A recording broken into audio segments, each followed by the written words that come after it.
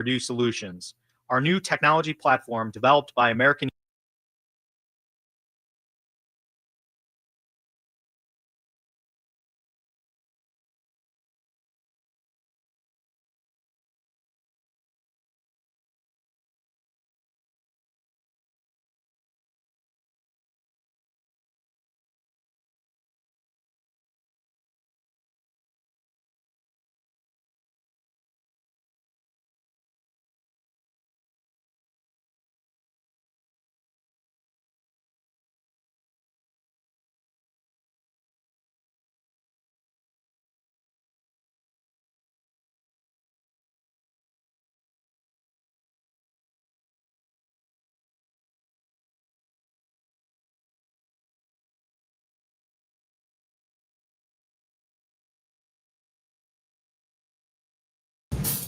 San Diego, it's time to fire it up. From the beaches to the ballparks, from the Gaslamp to North County, no one knows America's finest city like he does. You can't just punt on a Manny Machado prime year. He's a fourth-generation San Diegan, born and raised in the heart of this community.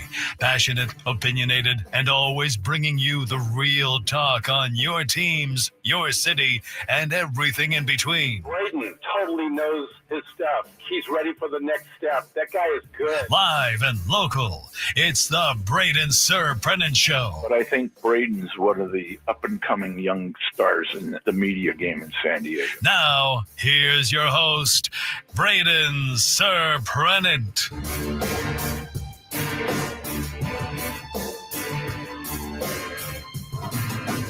What's up, San Diego? Happy Thursday to everybody out there. I'm not the only one that forgot the days of the week. Frank did last night. He's like, crap, tomorrow's Thursday. And that's not like, oh, crap, I forgot to do something. That's, oh, crap, I just put a bunch of info I did into too the much. sheet. I did way too much for our preparation. Yes, he did. We got a packed show on hand today. He's Frank Marchese. I'm Braden Surprenant. This is the Braden Surprenant Show. Live and local every day from 10 to 2 on San Diego's number one sports station, 97.3 The Fan. I appreciate everybody that has reached out about potentially getting a T-shirt. I should have paid attention in supply chain management class a little bit more because now I have to deal with filling orders and everything like that. So that's fun. But I have everything down. If you signed up on the Google Docs sheet, I will get you taken care of on our T-shirts that we are giving away. Now, here's a couple of things. I'm doing it. We're doing it for free, right? I'm giving away free shirts. But in order to get a free shirt, this is what you have to do. You have to, the least that you can do is you got to fill out the Google form because most of you guys got to be able to come out here and pick it up. If you don't want to come pick it up, then put your address on the Google Doc, whatever. I will ship it to you, but you're going to have to pay for the shipping and handling. It's a free T-shirt. So if you want it completely for free, you got to come pick it up. If not, that's what you're going to have to do. The other thing, subscribe to the Braden Surprenant Show page. That's why on the Google Doc, it asks for your YouTube info. And then when you do that, I will know that you are a subscriber to our page. We're trying to get our subscribers to 500. So if you subscribe to our page and you sign up on the Google Doc, I will have a nice new Braden Surprenant Show shirt for you, which we have tons of these right now, which is great, but it's first come, first serve. So if I run out of your size, I run out of your size. And then after that, we're going to have to figure out different ways to get you guys shirts. But this is probably the last of the free bunch. But we got the new brown ones. They fit really well. Very, very nice. Very smooth, very soft T-shirts. And I'd like to see those guys repping around town. Be great. It would be great. All right. Let's talk about the Padres for a second. I saw the dooming has come back. Did I not warn everybody, Frank, on Monday? I believe I did. I believe I warned everybody on Monday. Did I not do this? Might have done. What did I say on Monday? Padres are going to get really good tans in Miami. Primo tans. I don't think that's what I said. I don't think that's what I said. Well, they clearly weren't playing baseball. So what else could they have been doing? I think what I said was the Padres, don't be surprised if they struggle in Miami, because we've seen them do that a lot. And the funny thing is Elo brought up a story about last night at softball, which I am on that team. I haven't been able to play in the last couple of weeks, but it seems like the Padres, they never beat anybody that's lousy. I don't know. Look at the standings this year. The Padres actually dominate teams that are lousy and then don't do very well against teams that are above 500. Now, the thing and Elo keeps bringing that phrase up, and here's the caveat to that. And this is what you can do with all stats. I mean, you can poke holes in all stats. That is a number that fluctuates depending on what the teams are doing after you play them, not when you played them. It's not like they have that record against teams that were 500 or better when the Padres physically played them. Now, most of those numbers are still relatively the same, but it's such an ever-fluctuating deal. I don't look into that too much.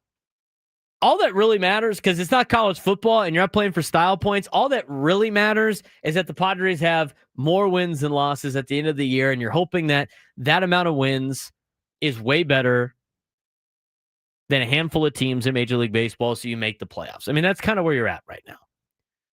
You lost 2 out of 3 to Miami. It's frustrating. But again, I warned everybody, don't be surprised if the Padres lose 2 out of 3 in Miami, just because they never really do well in Miami. Don't be surprised if they lose by a couple of runs in these games in Miami. And that's what they did on Tuesday and Wednesday. They had their opportunities. They had opportunities to score late. They had, tying run on base, winning run on, or go-ahead run on base, and they come up short both times. It shouldn't be surprised when you look at that and the offense that the Padres have had. And now, since that we are 7 days out from the MLB trade deadline, this is where it's going to get to the nitty-gritty.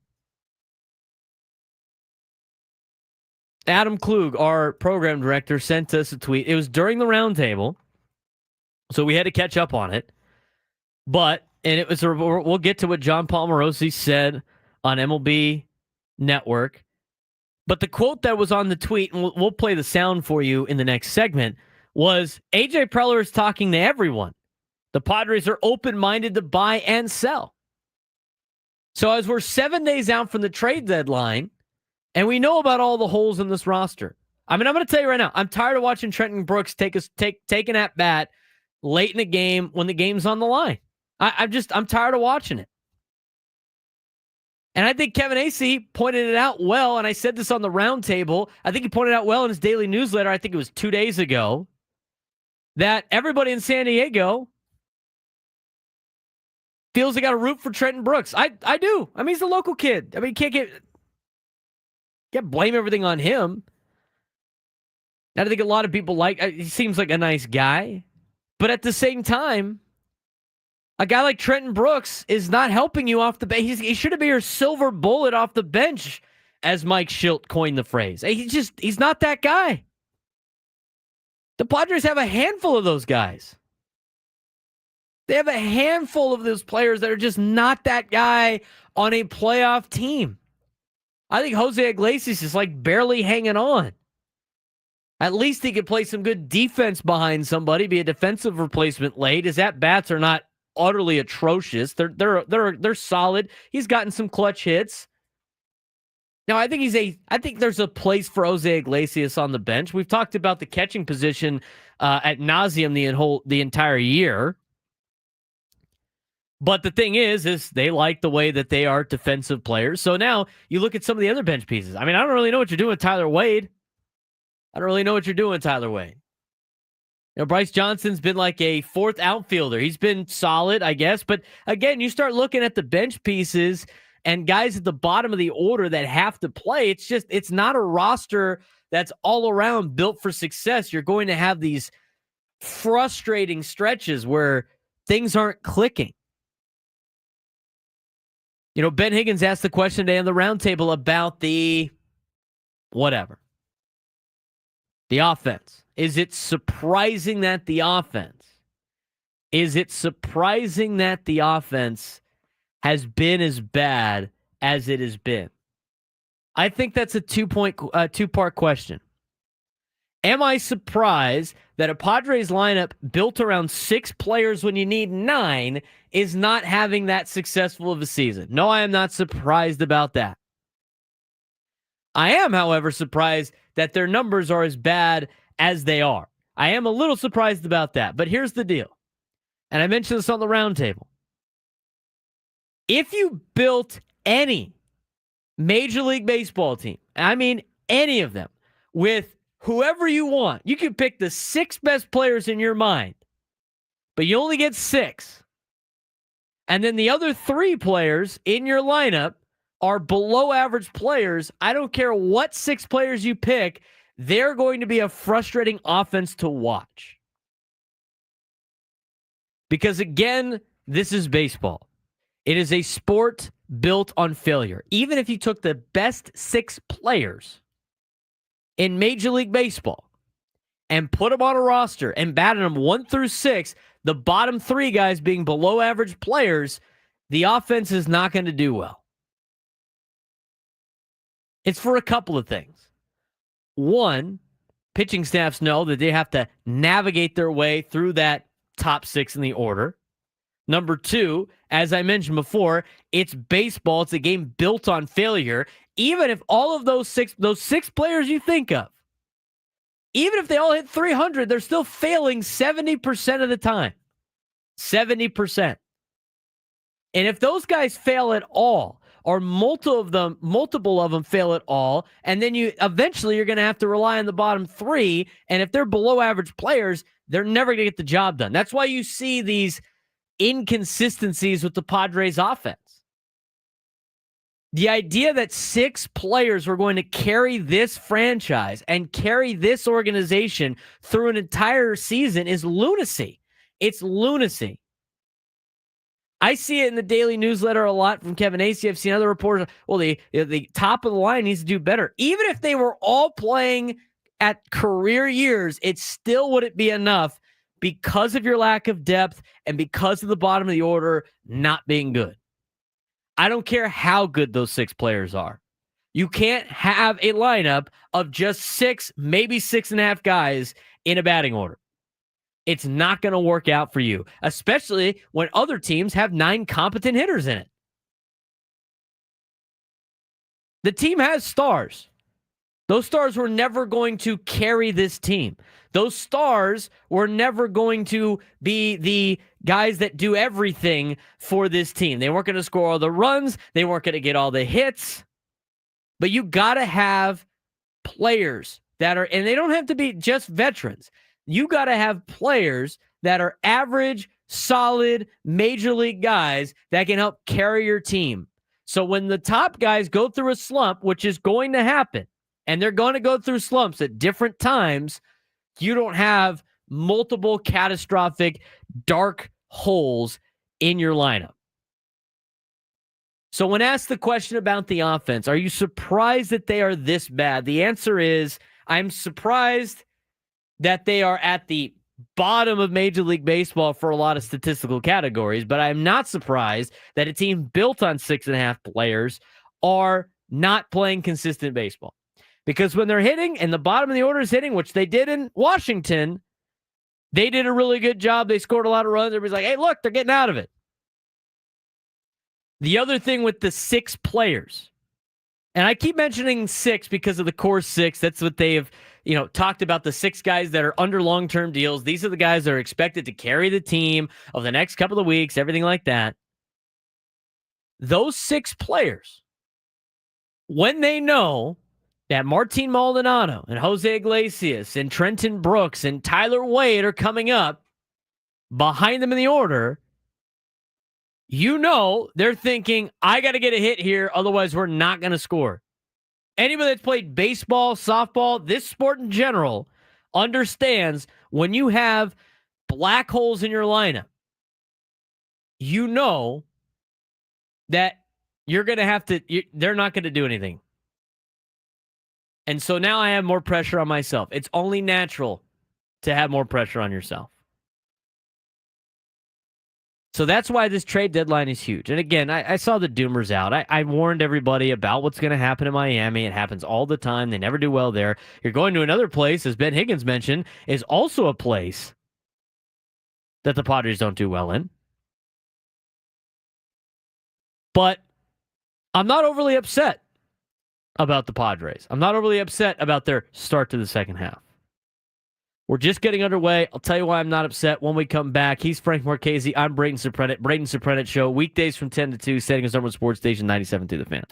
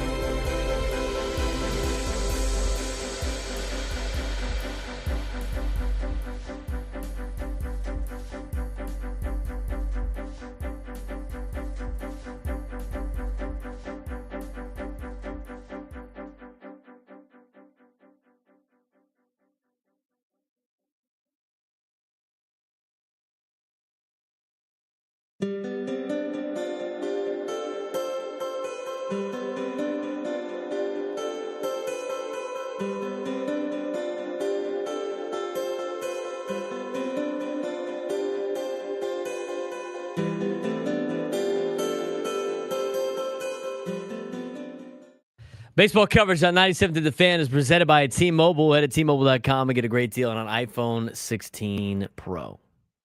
Thanks again for tuning in to the Braden Surprenant Show. As we mentioned before, you can get your T-shirts by filling out the Google Doc link below.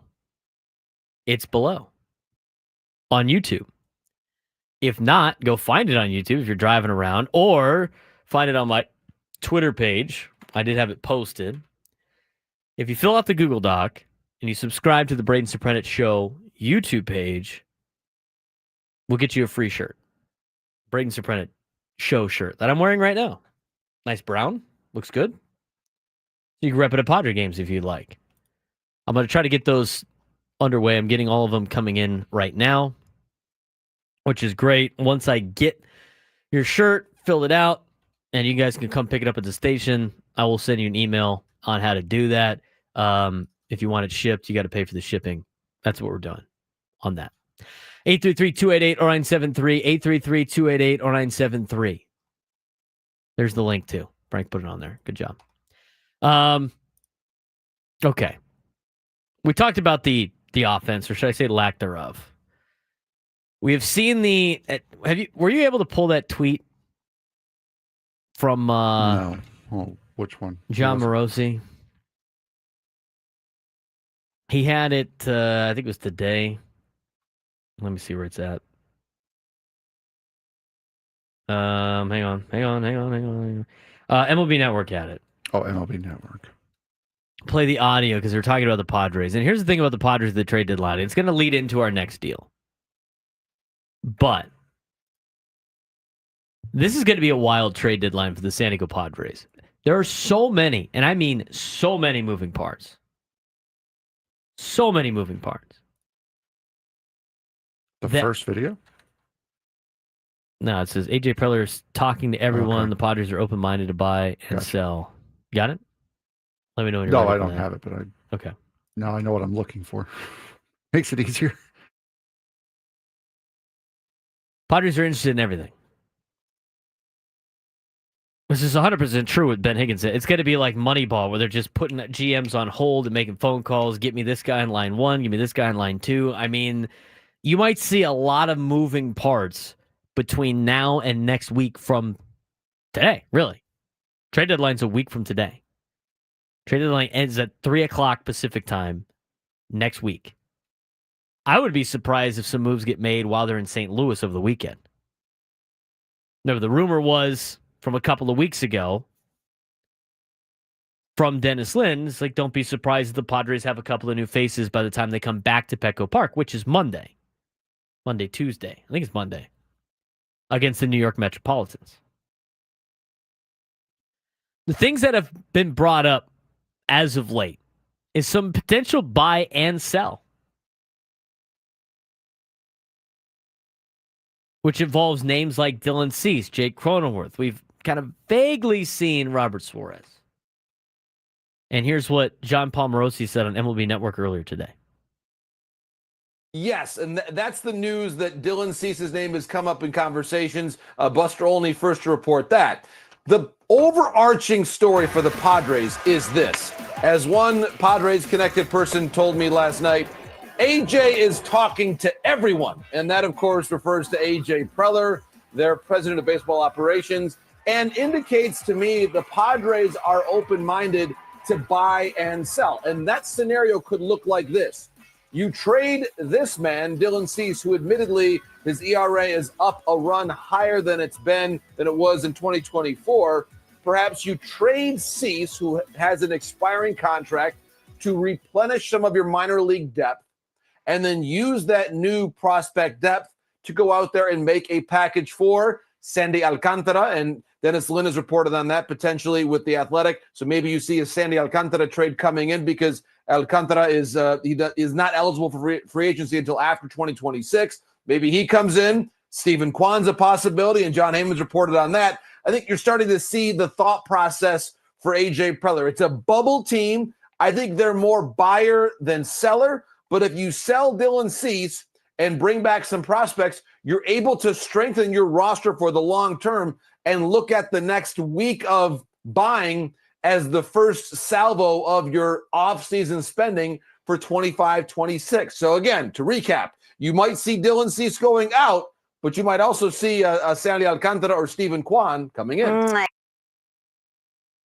That's even better than I thought. Again, it's the buy and the sell. I brought up Charlie Morton because that's what Buster Only said earlier on the roundtable. And again, you have to look at, to me, you look at this with, if Dylan Cease was under contract for more than just 1 year, let's say you still had him under contract for like 2 to 3 years, just 2 years, right? I would be more hesitant to potentially trade him, thinking he might turn things around next year in a Padres uniform. Maybe you can get him back to that ace he was expected to be when you acquired him from the White Sox. But he's not. He's a rental now. There's only a couple months left in the season. So for me, when you look at Dylan Cease, I think you have to evaluate on where he stands right now in the Padres rotation. I asked this question at the roundtable. I'll ask it to Frank. Looking at it statistically, Frank, and how Dylan Cease has pitched this season, if you redo the rotation, what number pitcher is he in the Padres rotation? Honestly, he's got to be a 3, possibly a 4, going as low as 4. I think he's a 4.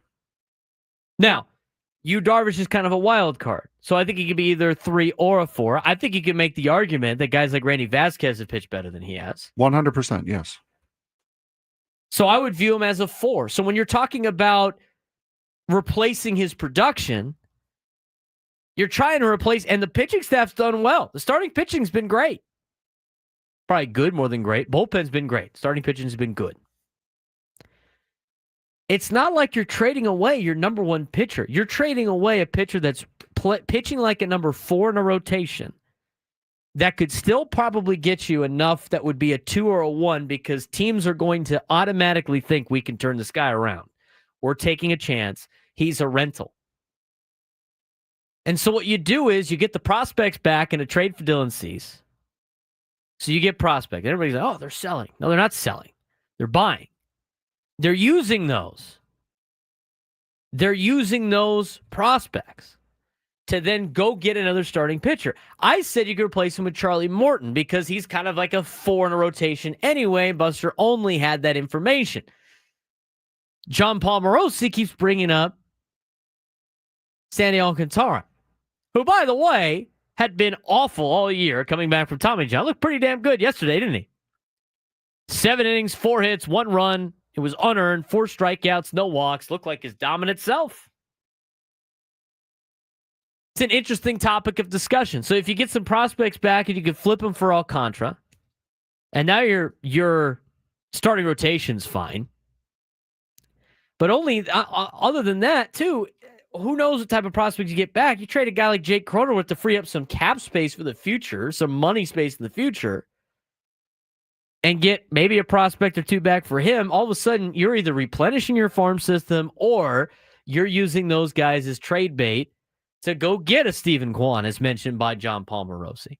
There's a way to do this. Again, a lot of these trades, and it's why I don't understand when people go like, well, if you're trading away Dylan Cease, contending teams aren't going to give you a starting left fielder. No, they're not. Of course not. That's not what we're saying.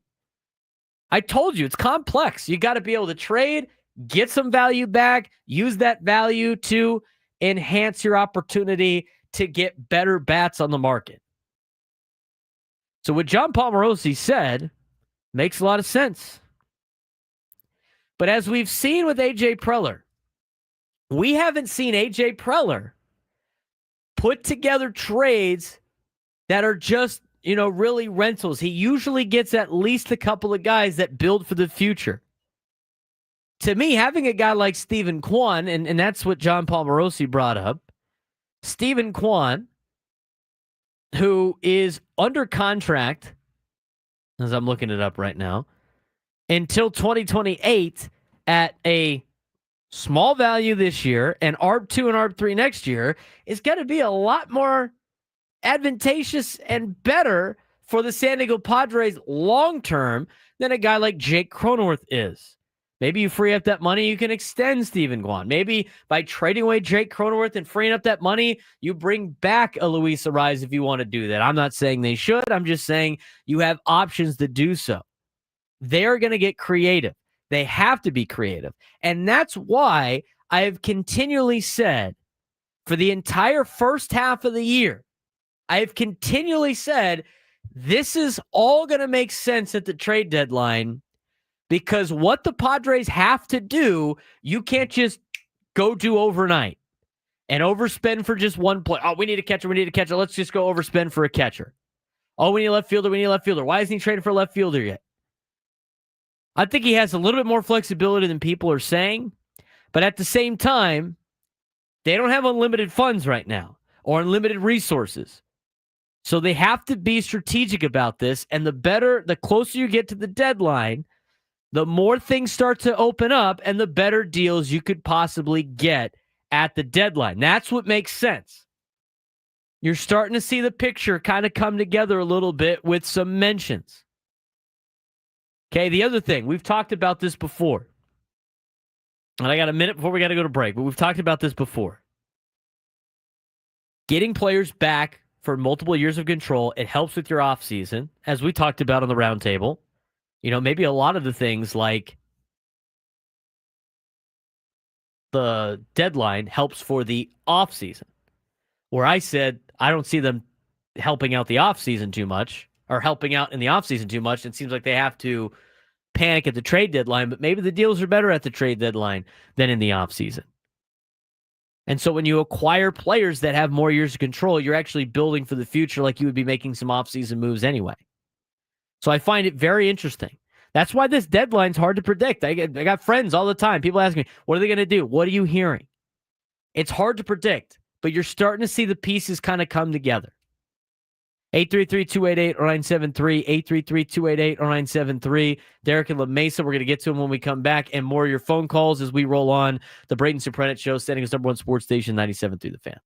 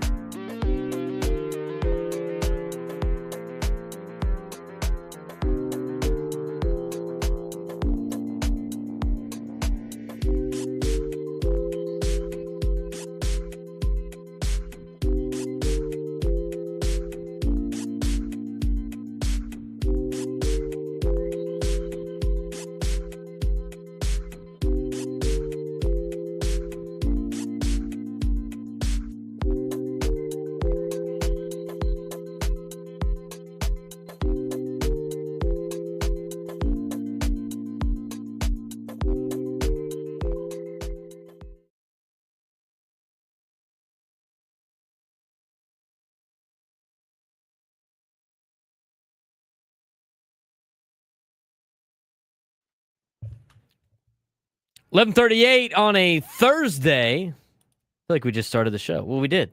We had the roundtable until the 10 a.m. hour. When you found out, Frank, that today was Thursday, were you extra excited to get to sleep in a little bit?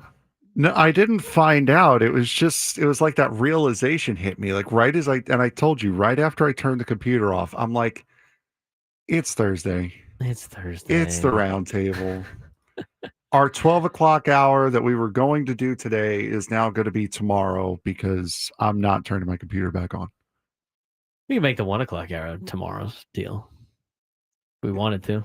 We'll play it by ear. I mean, Whatever we want to save for the next day. Hey, now you know. You not only did you get Thursday's show done, you got most of Friday's show done too. There you go. Hey. I'm an overachiever. You know what? That's what you are.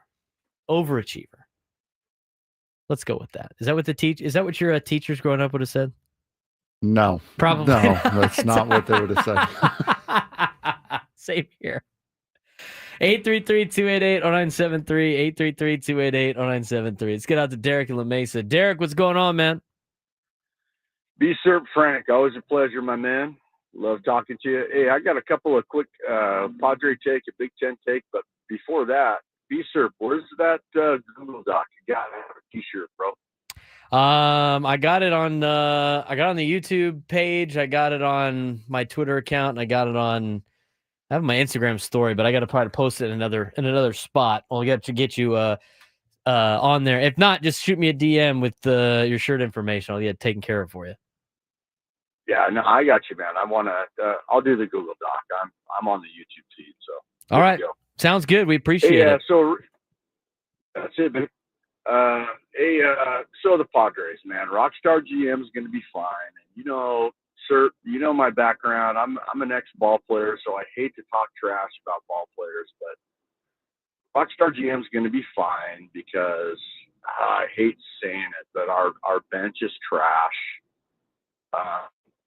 We need a couple of bats. Like everybody knows what we need. We need a couple of bats, but our bench is bad, bro. You got to have someone that can come up in the clutch off the bench. We've had those guys in the past, and we need to find some. But I'm confident. I mean, the fact that we're, whatever it is, 46 out of our 100 games have been decided by less than 2 runs or less. The fact that we're, 7 or 8 games over 500 is absolutely remarkable at this point. They're battling. And Rockstar GM is going to fix it. I really believe he is. Maybe another arm. He's going to get some sticks, and we're going to be just fine. So that's the Padre take. Now, let's talk a little Big Ten football real quick, sir. You know me, Oregon Duck homer. I'm listening to some talking heads at nighttime. Bro, they've got the Ducks finishing 3rd in the Big Ten. Penn State. Ohio State, I understand. They have Oregon finishing 3rd in the Big Ten behind Penn State. Hold off and on the Ohio Penn State State. slander What are your there, thoughts buddy. on that, brother? Let's talk about it a little bit, Derek. All right.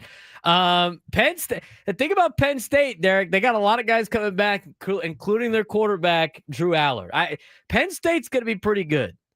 I mean, it's going to be tough for Oregon, I think, to overcome Penn State. As we get closer to the football season, I'll dive more into some college football. I mean, I've been reading up on Phil Steele's book a little bit, trying to get my guide down for the season. But a lot of the things in the Big Ten come to like scheduling because of the way the conferences are built right now. So I look at the Oregon Ducks. Maybe they're behind because they got to worry about playing better competition. Now it's going to come down to that game in Happy Valley on September 27th against Penn State. Penn State's good, and they're good at home. So they got Singleton back running the football. They got Drew Aller back behind behind center. Katron Allen's back behind Singleton. He's a second-team All-American. Zane Durant on the line. They have Dennis Sutton on the defensive line. So they're going to be a problem this year. A.J. Harris is there. Their rushing attack is ranked the best rushing attack, according to Phil Steele, in college football. Oregon's got to be able to stop the run. And we saw what Ohio State did to Oregon in the Rose Bowl. So Penn State's going to be good. So if Oregon's finishing in the top 3, I think it's going to be a solid year for Dan Lanning and company. But if you look at their schedule again, they'll be Montana State's tough, but they should be able to beat Montana State at home. Oklahoma State is expected to be better than they were last year, but I still think Oregon has a favorite in that. They get to play Northwestern, who they should be able to handle. Oregon State, they got to be able to take care of little brother in Corvallis, Derek. The Penn State game, I think, might be a loss for you guys. Hosting Indiana, I think Indiana caught fire last year. I don't think they're that good. Rutgers isn't good. Wisconsin might only win like 3 games this year. Not a lot of people are high on Wisconsin. So you look at that. Oregon's probably in a good spot there. Can they go to Iowa and beat the Hawkeyes? That's a tough place to play in the Big Ten. Long travel for Oregon. Minnesota at home should be able to handle them. SC hasn't really been able to touch Oregon the last handful of years. I think Oregon's way better than Washington. So I'm looking at like maybe 2 losses in there for the Oregon Ducks. I think Penn State has a more favorable schedule. They can run the football. They got some veteran leadership. That's kind of why Penn State's might be in front of Oregon. But Derek, if your Ducks go out there to if they go out there to Happy Valley and get a victory on September 27th, then yeah, they will be in front of Penn State in the standings at the end of the year in the Big Ten. But that's a tough task for the Oregon Ducks. Frank wanted to be unleashed right there. He was ready to go. Hey, man, I know all the talking points are Penn State. I get it beaten into my head constantly by my friend Mike, who's a Penn State fan. I know what Penn State's about. And if they play anything like the way they do in my online dynasty, Zane Durant through 7 games this year has had a single season sack record at Penn State. So there you go. There you go. That's what we're waiting for. Well, let's see how Frank's NCAA 26 is going, and then that's what we're gonna. I will say though, I may have lost to Oregon. What? It was in the rain, and everyone has said if you play in the rain, it's impossible to catch the ball in the rain in that game. Okay. So I had 2 drops in the first 3 games of the year. I had 7 in that one game alone. All right. Clifford almost got his head taken off. I know Derek doesn't follow me on Instagram because he would have hated what I posted on Instagram the other day. Did you see what I posted on Instagram? The Oregon I might have done. I don't remember if I did though. Remember the Alamo Bowl? Oh yeah. Remember it. I didn't even want to describe what the photo was. I had it on Close Friends. Remember the Alamo Bowl. As you do. That's right. We'll move on. Moving on to Padres baseball stuff. All right, the Sandy Alcantara thing's interesting to me. Mike Schilt saw him firsthand yesterday. Let's hear what Mike Schilt had to say about Sandy Alcantara's start. He looked like the Sandy Alcantara that is one more of the Cy Young Sandy. Thought he was really good. All 3 arms really good. I mean, really all their starters were fantastic. Perez, Cabrera, and Sandy today, and I thought Sandy was really good. More command of the baseball. Everything was coming out a little easier for him, and it was going where he wanted. I thought he threw the ball exceptionally well. Maybe Mike Schilt will be penciling him in a lineup soon as a starting pitcher. That was the report we got from John Palmarosi. It sounds like A.J. Preller is talking to everybody right now about everything. Nobody's really off limits. It sounds like they're trying to shop some payroll at the trade deadline. Little buy, little sell. I don't mind that. Now, the deal with Sandy, he's been struggling all year. He finally looked good against the Padres. I mean, not that he hasn't looked good against the Padres in the past, but he's finally looked good for the first time. And so now it's on the radar to potentially go acquire him at the trade deadline, which means you'd probably have to part ways with Dylan Cease to get more prospects back. And you're starting to see some of the picture get put together for the San Diego Padres. I think Ruben Niebla could probably help out Sandy. And again, this is another player that has more than just 1 year of control. He's under control for next year. It's going to cost you $17.3 million. And then you have a club option for him in 2027. The club option's for $21 million. I mean, if Sandy Alcantara gets up to a spot in which he's pitching like he did before Tommy John, which I think a lot of people think he will, they could probably pick up the club option. So I like the way, I like where their thinking is. It's and everybody always says it's going to cost a lot. But here's the deal. This is why I almost chimed in with because Paul says he hates like trade deadline season. I love this. This is fun. I like talking about deals. I like talking about contracts. I like talking about how we can make the team better. What's it going to cost? I love this. What I don't love is talking about trading for prospects, because here's the deal. I can't evaluate prospects because every team evaluates your prospects differently. So I don't necessarily know what Miami wants in a potential deal. I mean, we saw Graham Pauley. That was one of the guys that got sent to Miami. When you watch Graham Pauley this week, at any point in time where you're sitting there going like, man, I wish we had him coming off the bench. No, absolutely not. And maybe he'll be a fine player the next couple of years. That doesn't really fit the Padres window. It might fit Miami's window, but it doesn't fit the Padres window. So again, whatever Peter Bendix thinks about the Padres organization is what is going to be needed to trade with Miami. Same thing in Cleveland. John Pomerosi brought up Stephen Kwan. I think that's a very interesting piece that the Padres could go after. He's another player that's under control for a handful of years. In order to do that, again, they've mentioned potentially trading away Jake Cronenworth. I think now is the time to cash in on Jake Cronenworth. His contract right now makes sense for how he's playing. But that doesn't mean he's going to continually play at that level. And he's not even playing at that great of a level. It's a good enough level that somebody might take a chance on him. Now's the time to strike on a guy like Jake Cronenworth. In my opinion,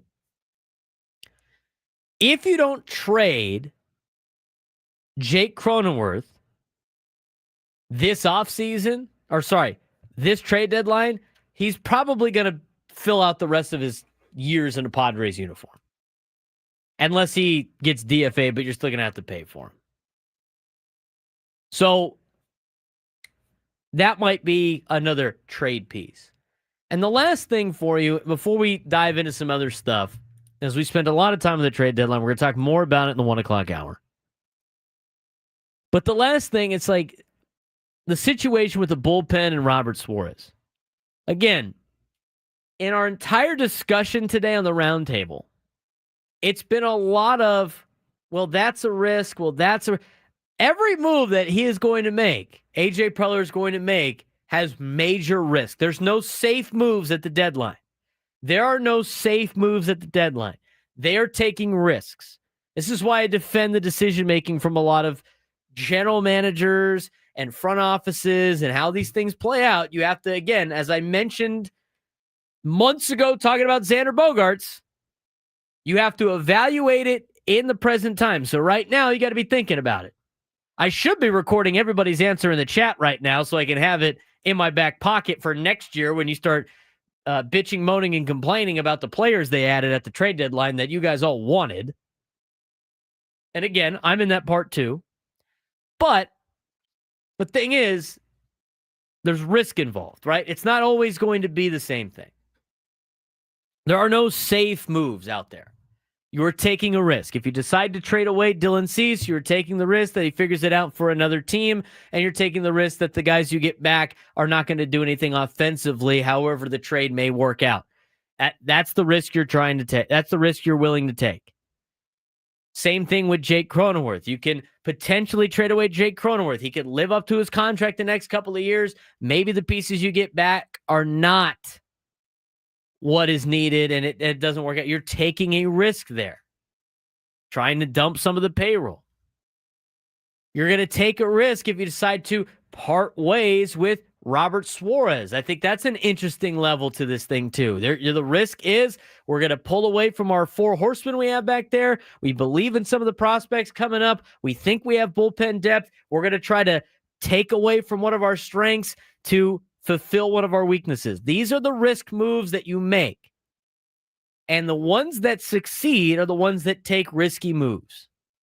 The ones that sit back on their hands and do nothing will never find fortune. So you want a general manager in AJ Preller that is wheeling and dealing and taking some risks, especially when your team is good. This is when you want to see it. There's not going to be a single move that doesn't have a, but what about this? We know about the cons. They're all going to come with a con. It's all going to come with a major risk. You have to evaluate as these play out what the potential biggest risk might be, and do these pros outweigh the cons? It's a major gamble every trade deadline. It's a major gamble. The only thing that's relatively safe at the trade deadline is trading for players that have a couple more years of control. And if you start looking at the names that have been linked to the Padres, they are all players that have multiple years of control. The other one, too, and we didn't really talk about this too much. The other potential scenario also, and I've heard it before, and the Padres have done this in the past, is potentially trading for a relief pitcher that's young that the Padres think they can turn into a starter. I look at a guy like Griffin Jax. That might be a player for San Diego to go out there and acquire. And it might cost a little bit because Minnesota says they want a lot back for a guy like Griffin Jax, but he's 30 years old, multiple years of control, might have the stuff to be a starter too. I mean, these are the different angles that you have to look at when you're trying to win on the margins and deal with the budget that you have. We're done with our first hour. When we come back, lunchtime hour, and a lot of news involving NASCAR coming to San Diego when we come back.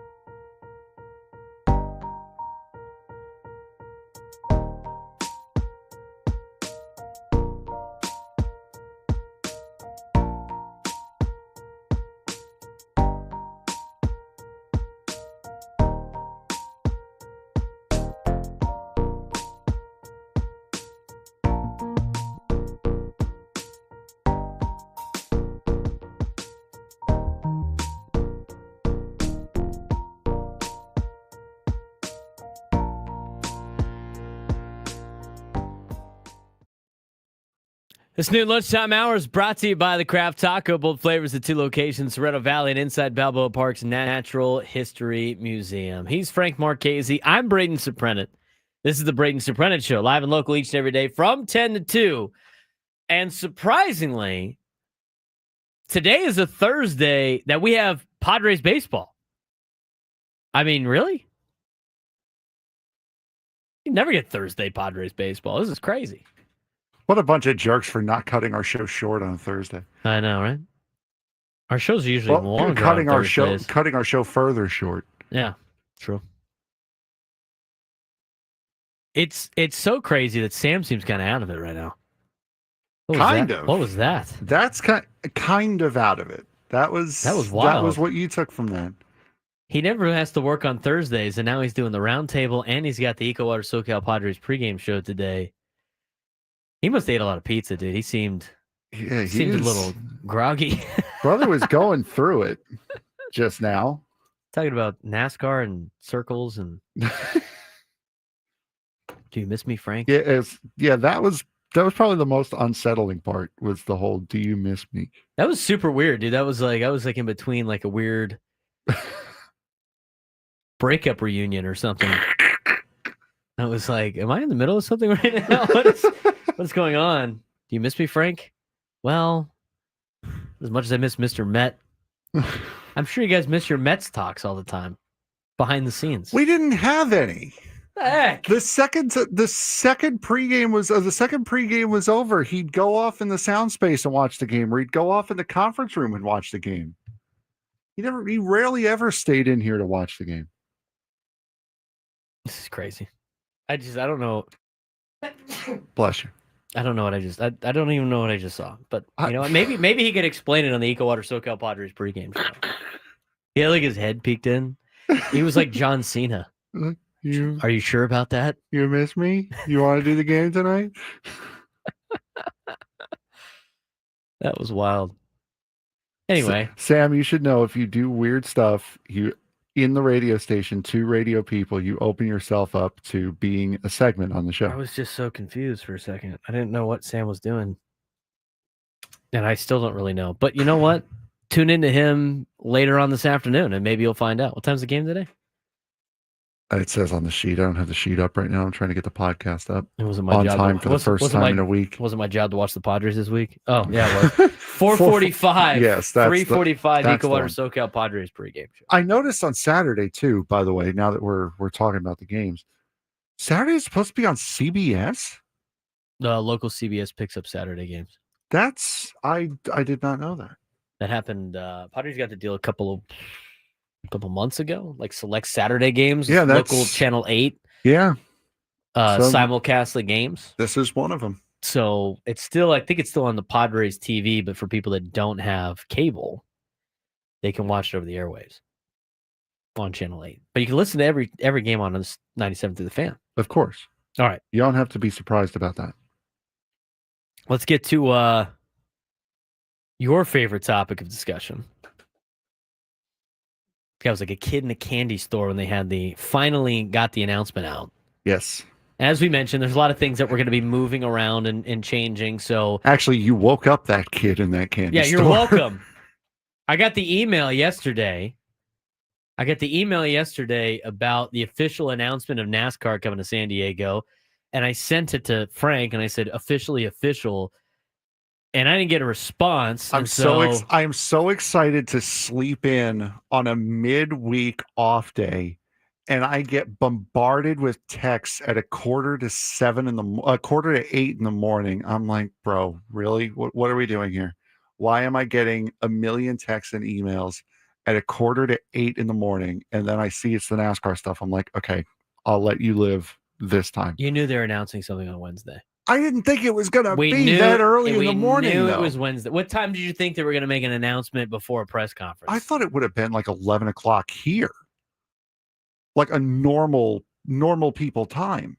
But what time the press conference? Do you think the press conference would have started? I thought it would have been like 11 o'clock. Okay, well, you have to tell people about the press conference, otherwise they're not going to attend the press conference. So what time did you think they would tell people about the press conference? You could be kind and tell people about the press conference the day before. That would be awesome. but they weren't going to make an announcement until Wednesday. They didn't want stuff getting out there. So if you have it at 11, you got to at least give people a couple of hours. That's at least at 9 o'clock. Yeah, 9 o'clock, I would have been awake. 7:30? Nuh-uh. Not awake at 7:30 in the morning.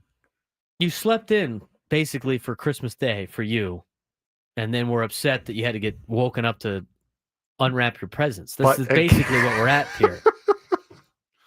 How dare you wake me up after Santa dropped off all this free stuff? I saw what it was, and then I was like, okay, fine. I will let you live this time. All right.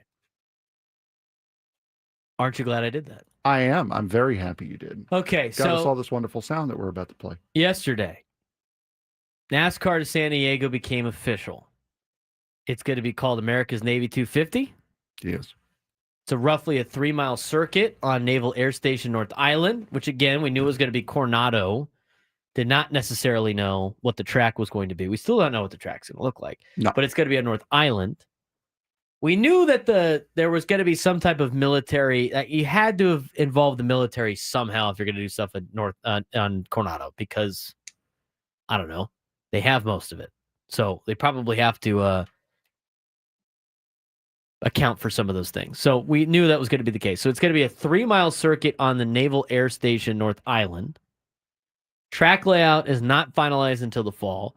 We did get the dates right. We got that leaked out to us. It's going to be June 21st for the big boy NASCAR on Sunday. Cup Series. The Cup Series. But also the cool thing, now did they do this in Chicago in the past? They do the trucks and everything else? No, actually. I think the first year it was only the Cup Series at Chicago. And then the last 2 years has been the Xfinity Series, which is basically like AAA. They're minor we'll league, say. yeah. So they have but they're doing the Craftsman But trucks. yes, they're doing all three Friday. here. They're doing Xfinity on Saturday. Which, Adam, please let us do the show from North North Island Island on on that Friday for the Craftsman Truck Series. Please. I'm doubting. I got 10 we got that, months that of day's pleases. off, actually. We're off that day. I've got 10 months of pleases to get going here. It's June 19th. We're off that day. Okay, then we could do it on the 18th. It's fine. People are going to be there. The pre-thing's going to be better anyway. I Yeah, got I 10 agree. months It's a of 3-day pleases. weekend for us that weekend. Anyway, so they'll do the Craftsman Truck Series on Friday, June 19th. They're going to do the Xfinity Series on Saturday, June 20th, 2026. And they're going to do the NASCAR Cup Series on Sunday, June 21st. Track layout, again, not finalized until the fall. Other bit of information, and this is a race that counts in the standings for Yes, the Cup. it is. It's a competitive race. It is a points race, yes. They do in stages too? Yes, they All do every week, unfortunately. Okay, we're going to talk a little bit with, we got Ben Kennedy sound from yesterday, then we'll talk with some Jimmy Johnson stuff, who's from El Cajon and went to Granite Hills and being excited to have NASCAR in his hometown. But Ben Kennedy yesterday met with the media talking about bringing NASCAR to San Diego. We have a scheduling team that meets on a regular basis, and we're constantly evaluating our current schedule and thinking bold and frankly, aggressively about where we want to take events in the future. And one of the ideas that we had several years ago was to race on a military base. And we've had a number of conversations with bases across the country. We also wanted to find a way to have a presence back here in the Southern California market. We've had racing and an auto club for a number of years at the LA Memorial Coliseum. And we felt like it was a good opportunity for us to give back to our fans here in the greater Southern California region. So we started having conversations with Naval Base Coronado, I would say probably a couple of years ago. Frankly, pretty surprised we were able to keep a lot of it under wraps until recently. And one thing led to another, and I would say the entire team here on the base in Coronado has been fantastic partners. I know, similar to a lot of our other events, there's a lot of work that happens up until the announcement. There's much more work that's going to happen over the next 11 months. And we're excited to get started with them and promoting this event and turning it into what's going to be the biggest spectacle in what we think of all sports in 2026. Able to keep it on wraps until recently. Whoops.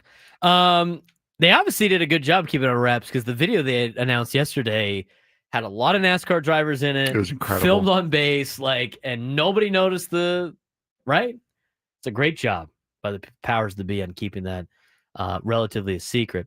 Ben Kennedy, NASCAR EVP, Chief Venue and Racing Innovation Officer.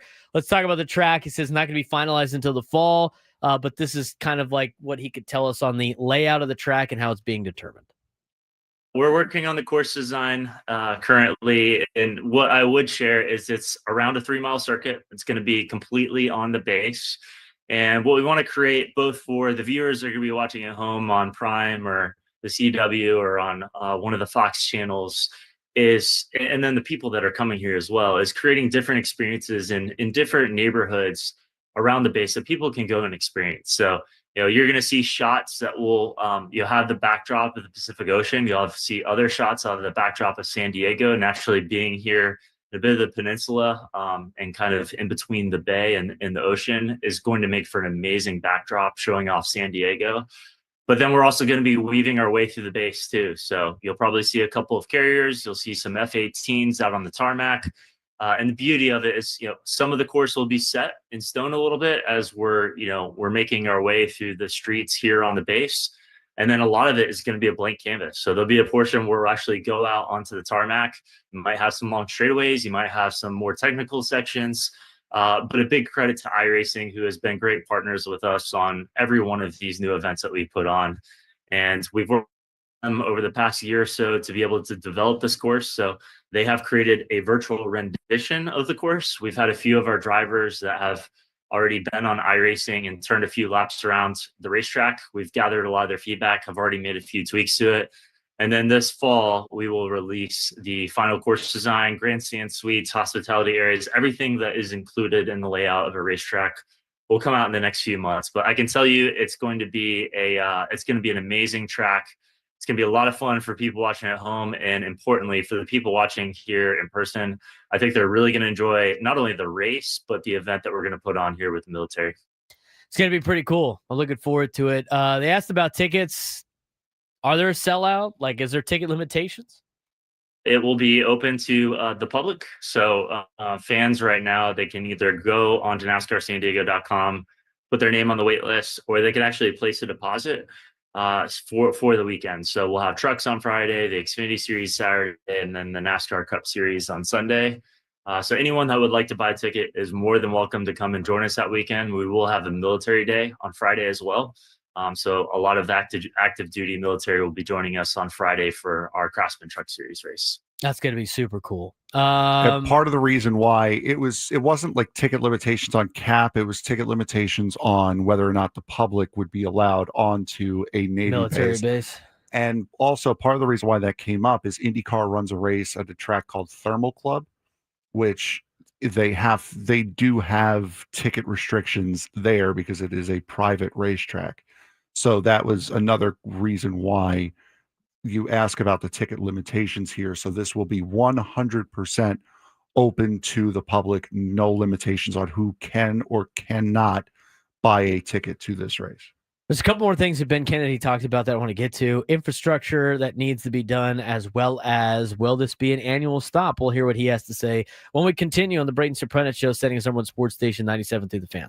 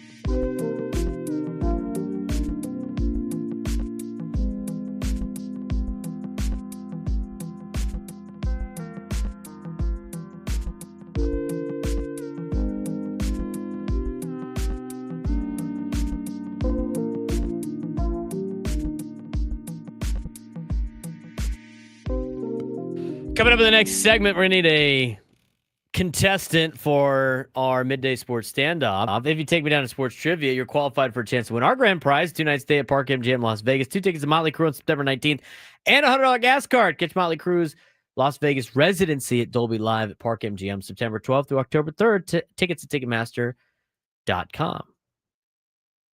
We had a winner yesterday, correct? We did. First in a while on this show, actually. Well, you keep asking questions I can get. Baseball stat questions, you got a better chance. You might have a problem today, then. That's right. We're trying to give away some prizes here. Ask me what the mascot name is for the Pioneer League. You're in trouble. Ask me how the who hits the most home runs. I got nothing. So you might have a chance today. 833-288-0973. 833-288-0973. A couple more things I want to play on the NASCAR news, and I think it's going to be great for our city, and I'm sure we'll get more information as we continue. We're not going to get a track layout until the fall. But a couple other things. I mean, all these street races involve some type of construction. It's not like we have a track. Ben Kennedy, NASCAR EVP and Chief Venue and Racing Innovation Officer, met with the media yesterday to announce San Diego getting a NASCAR event. Here's what he had to say on what infrastructure will need to be done in Coronado.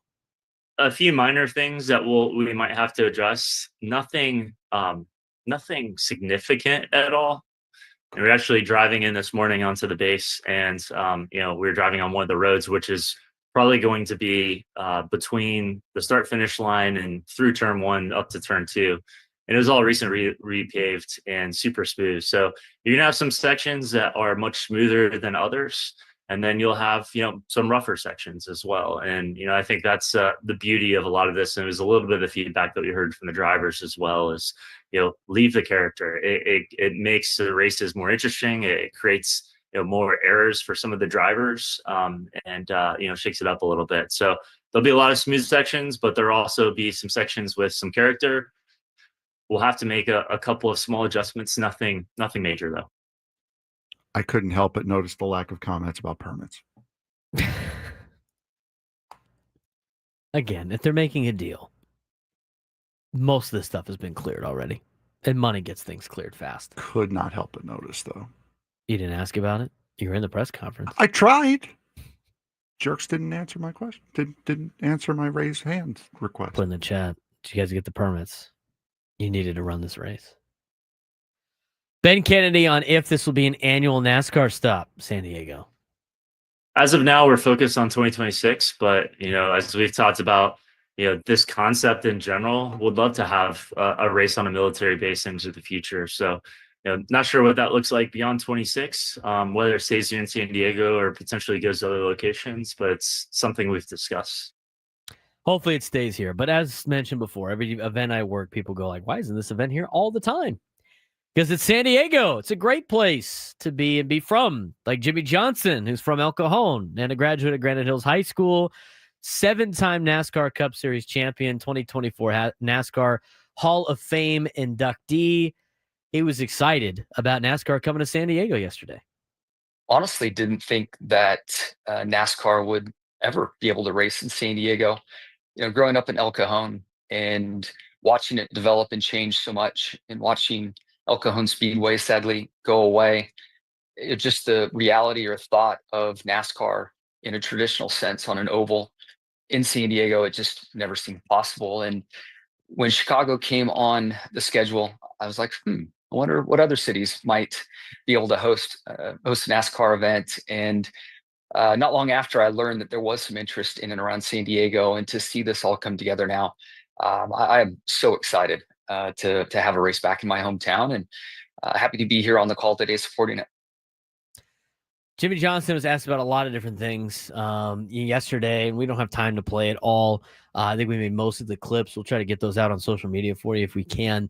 The next one I want to really talk about is, like, you got a San Diego guy that is a 7-time NASCAR Cup Series champion, and there's finally a race in his hometown. He talks about his input in NASCAR coming to San Diego. He talked about why NASCAR can work in San Diego. He talked about the expansion of NASCAR, but the one to me that's, I think, most interesting for a lot of people that might have watched NASCAR in San Diego just for Jimmy Johnson, what is his desire to run the race next season? Definitely does intrigue me. Obviously, it's new news, but the desire to race in my hometown is off the charts. So I will aggressively work on being in the event. And if for some reason I'm not able to pull that off, I will absolutely be there and help support Legacy Motor Club, all of our partners, NASCAR, the city. And we're also coming up on our 20th anniversary for the Jimmy Johnson Foundation. So I see, which will be next year. So I see a really neat opportunity for me to come home and really be a part of the festivities in this event. I think it's super cool. I love everything about this. How early of the year was that where we got the tease about a potential street race? That was months ago. Yeah. And now to see the rumors, get a little bit more of a tease last week from the random guy that called in with all the info that he thought he had, to now official announcement, race name, logo, knowing that all 3 of the major NASCAR leagues really are coming here with Truck Series and Xfinity and the Cup. It's pretty exciting times for all motorsports fans in Southern California. Oh, 100%. And for Jimmy, I would like to play this one here, this one about why NASCAR can work in San Diego, because I think this is going to speak to a lot of people here in this city, and give you something new to experience here in downtown, or here in San Diego. We got a couple minutes. Let's get to it. It's a community, and granted, I haven't been there a long time on a full-time basis. But when I think of the annual events that take place, the popularity of the Padres, the Chargers unfortunately left, but I think of the Del Mar Fair, various events that take place at the various beaches. The community really loves something to do on the weekends, and with the great weather, the social scene, the relaxed nature, to go to an event and enjoy is top of mind, and people really look for those experiences. And I know there are race fans in and around San Diego, but there are more fans to be discovered there, and to be in the Southern California market is really important. We're obviously not far away from LA, and the influence that has. So I think it's a really smart strategic move. I would assume it's a little less complex than trying to put an event on in Los Angeles. And I don't know, I'm biased. So I think it's the perfect location, and I can't wait for San Diego to shine. So I think it's going to be great. I really do. And so do I, Jimmy. I think it's going to be awesome. I'm looking forward to this. I kind of got into NASCAR during COVID because it was the only thing that was going on, and listening to the comms and stuff like that. You could have, it was free back then on the NASCAR app. And when you go, you can get one of those headsets and listen in, which is super fun. But the hardest part for me of going to a NASCAR event was the closest one was Fontana, and I never went. And then they tore down Fontana, and now the closest one's Phoenix. It's hard to get to. So you got one in your own backyard. I think it's going to be great. I think it's going to be a great way to get some Southern California people on board with NASCAR. No, absolutely. And as Jimmy mentioned, how much support this city throws behind the Padres, did throw behind the Chargers, even mentioning the Del Mar Fair. There's a lot of support that this city can throw behind an event, especially if it's one that reaches out to the community, such as Ben Kennedy had said last segment. So this is something that very well could be an annual, or at least a semi-annual stop, if it appeals to the right people. And from everything I've heard so far, it sounds like it's very much working towards doing so. And we'll keep you guys updated on other events that will be popping up with this 3-day weekend of multiple races on base. It should be a fun time. We're looking forward to it. Jimmy Johnson mentioned a former team. Frank talked about the former team and the passion that the city had for said former team. Well, that former team was in town the last 2 days. What kind of noise did they make? What's the big picture here? We're going to talk about that when we come back on the Braden Surprenant Show, setting Summer Sports Station 97 through the Fan.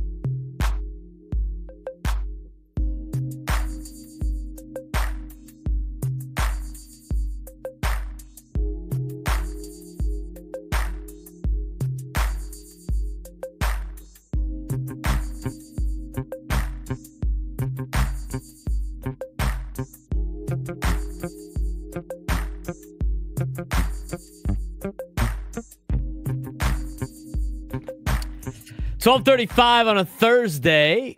This week flew by. Did it fly by because we had yesterday off? Hey, mind if I had a day yesterday? It might have done, actually. Frank had a day. He got to be motorsports reporter yesterday. I was fired up about that. His hometown. Relatively hometown. Adopted hometown. And I went to the zoo yesterday. It was a beautiful day yesterday at the zoo. I haven't been to the zoo in a long time. My parents have zoo passes. My sister was in town, so they're like, we're going to take Sid to the zoo. Do you want to go? I'm like, why not? Got me out of watching the final innings of the Padres game that were infuriating.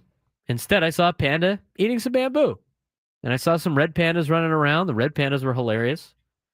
The pandas were out and about. It was one of them's birthday yesterday. Shi Bao. Happy birthday to Shi Bao yesterday, who was eating bamboo, and I put it on my Instagram story, me on a college football Saturday. Happy birthday. Happy birthday to the panda. How many zoos in the United States have pandas, Frank? In the U.S., maybe like one or two. Two. Us and the National Zoo in Washington, D.C. That's it. The only ones that get pandas on loan from China. Saw the pandas. Saw some gigantic birds of prey. Saw an anteater. Rip them. Did not have the horned frogs out there yesterday. I was kind of upset about that. Yeah, you gotta. That's rude. They should have known you were coming. Sometimes they're there, sometimes they're not. It is what it is. But it's a good time at the zoo. They had some of the local breweries had some cool beer names with their stuff, like Carl Strauss's Red Trolley Ale over by the Pandas. It was a Red Panda Ale. So I Nice. get it. Yeah, exactly. Like, it's just Red Trolley. I understand that. But then I went over to over by like the Africa Rocks zone, where like the right off that It's been so long since I've been to the zoo. Ridge, where all the bears are at. They Yeah. have Sydney's, like everything, where the koalas are. Yeah. And at the Sydney Cafe or whatever like that, they had beers. They had an anteater ale. So I sent that to my buddy who went to Irvine, and he responded with, "Where the bleep did you find that?" And I was like, "It's at the zoo." He's like, I'm like, Pizza Port makes these. Like, do you think if I rolled in do you think if I rolled into Pizza Port I can get an anteater ale? I'm like, probably not. He's like, dang it. I was like, he's like, how much for the sign? I don't know. Why don't you go to I'm on my way. Why don't you go to the zoo and ask if you can buy the anteater ale sign? Go Aztecs in the chat asking the important question. So, did you wander your way over to Balboa Park? No. To get Kraft Taco? Did not go to Kraft Taco. Oh, it was a Mona Lisa's day yesterday. Okay, fair enough. Mona Lisa's day. Mind if I have a day? I had a number 18. Okay, the spicy deluxe. Attaboy. Little capicola. Little sopressata. Attaboy. The pepperoni, which is not really Italian meat, but you know what? Right. It's on there. Pepperoni is not Italian. Pepperoni is not Italian. Not Italian. If you ask for pepperoni in Italy, you are getting They will like tell bell you peppers. to get the bleep out. You are getting peppers. Yeah, is get what out. you get. No, they'll tell you to just get out. Well, that too. Get out. No pepperoni out here. So anyway, Mona Lisa's got some great stuff. I love going that way. So my sister does the number 8, which is the deluxe with the mortadella and stuff like that. It's I think it's mortadella and Genoa salami. But instead of the provolone, she goes fresh mozz. Now we're talking. Yes, sir. That's a money order. Right Absolutely. there. The fresh mozz. 100%. The number 18 does not have mozz. It doesn't have cheese, but I'm gonna have to add the fresh mozz next time. I was like 18, how it comes, boom, let's go, because she had to get to the airport. Didn't have time to mix it up a little bit. I wasn't checking Braden. I was asking for a friend in the chat who did not. The question. Exactly. Ask the question. Okay. Meanwhile, I have not been to Mona Lisa's. So if you've never been to Mona Lisa's, bro, come on, dude. What are we doing? What are you doing Italian to me? are What you? are you doing to me right now? Every Italian in town knows to go to Mona Lisa's deli. That's Bro. like where you have to go before Christmas to get all the stuff that Italians have around Christmas time. Bro, I've been Stella to Dora Bro, I've been to Mona Lisa's. I'm trying to get them to come here. What is wrong with you? Come on, man. It doesn't work like that all the time. They know you've been there. God. It's not going to work. They go through your lies. Mona Lisa's is the best. Well, now they're going through it. You just ruined the whole thing. It's the best. Get their imported stuff. Their imported Parmesan, the Romano. They actually have Italian flour that doesn't have the BS in it that you have in the United States. So if you're going to make pasta, do that. They got all the ingredients for a proper carbonara, not the American version that puts cream and milk and stuff in it, just eggs. Anyway, that's it on the Italian food. But yes, we went to Mona Lisa's yesterday. Any airport run usually results in Mona Lisa's. I have multiple weekend trips in the fall. 2 football trips with the Dons. Well, I'll be coming back Saturday morning, and multiple trips to one trip to Texas and one to Tennessee, where I don't have to miss work, which is actually the best part. I will be stopping at Mona Lisa's at some point, either down there or on the way back. That's kind of the deal. Parking down there sucks, but you know what? I digress. Okay. We have a little bit of time on this. All right, Chargers are in town for the first time since leaving. Let's start thinking, and here's the deal. We went down the sob story memory lane about the Chargers on Tuesday. Did we not? We did. Okay, but that was mostly about Phillip Rivers. And I think there's a time where you can sit back and go over the good memories that you had with friends and family about an NFL team being in town. Here's where this is where I'm drawing the line. And this is where I'm calling out the BS from the Chargers organization of what they have done in really the last 2 weeks and why San Diegans need to not fall into the trap and continue the unsupport of the Chargers, hatred for the Chargers. I mean, this is the game that you're going to have to play here. Okay. What have the Chargers done in the last 2 weeks? Let's just recap, Frank. You remember off the top of your head? Let's start naming some things that they have done to appeal to the San Diego fan base. The jerseys. The jerseys. The navy blue jerseys, right? That was all here in San Diego. It was beloved by a lot of the people that are now millennial age, like age that might be buying season tickets. They decided to go with the throwback jerseys after they gave us the middle finger and had to wear the powder blue jerseys when they first moved to Los Angeles, right? That everybody wanted. Mm-hmm. Okay, so now they have the alternate navy blue. Again, who does that appeal to? Los Angeles or San Diego, Frank? San Diego. Yes. That appeals to San Diego and San Diego fans. That's number one. Number two. Now, this could go in either order. But number two, they just finally announced the retirement, an official retirement of a quarterback that spent majority of his career down here in San Diego, that's beloved by San Diego, in Phillip Rivers. They finally announced his retirement the same week as them coming down here. I think that's more coincidence. The guy hasn't played in 5 years. He hasn't played in 5 years. No, I agree. All the timing. No, I'm telling you, this is calculated. Because what did it get everybody doing? San Diego, he's one of us. San Diego. Think about all the time and the memories. Okay? There's number two. All right? Again, an appeal to San Diego. And then on top of that, for the first time ever, since leaving the city that they have called home for so many years, where did they decide to hold their first couple of days of training camp? USD. At USD. In San Diego. Bringing them back. Hey, look, let's appeal to the San Diego fans. Hey, look, hey, we didn't mean it. Hey, we're here. Don't buy the BS, San Diego. This is all calculated for a couple of things. Obviously, as we all know down here, it ain't going so well up there, is it? It's not going so well up there. We know this. This has been a disaster forever. It's not going well up in Los Angeles. They have nobody in LA that wants to embrace their fandom. And every single one of their games is run by the other team's fans. They got no Charger fans up there. They're all down here. They alienated us when they left. They let their hatred for the politicians, which some of it is justified. I mean, the politicians at that time, in reality, politicians in general are not well-liked people. But they let that overtake, and I think Tom Krasovic pointed it out well. They let that take over, and they just decided to tell us to kick rocks. But now that they're struggling, all of a sudden they're like trying to bring the olive branch over. Hey, come help us. Come save us. We all know you're Charger fans. We all know, like, most of our fans are down there in San Diego. Please, we're not doing so hot in LA. Give me a break. Charger fans have done a great job, or should I say the San Diego fans have done a great job in just completely saying, kick rocks. You don't like us. You don't want us. You don't need us. Go ahead. Go be LA's team.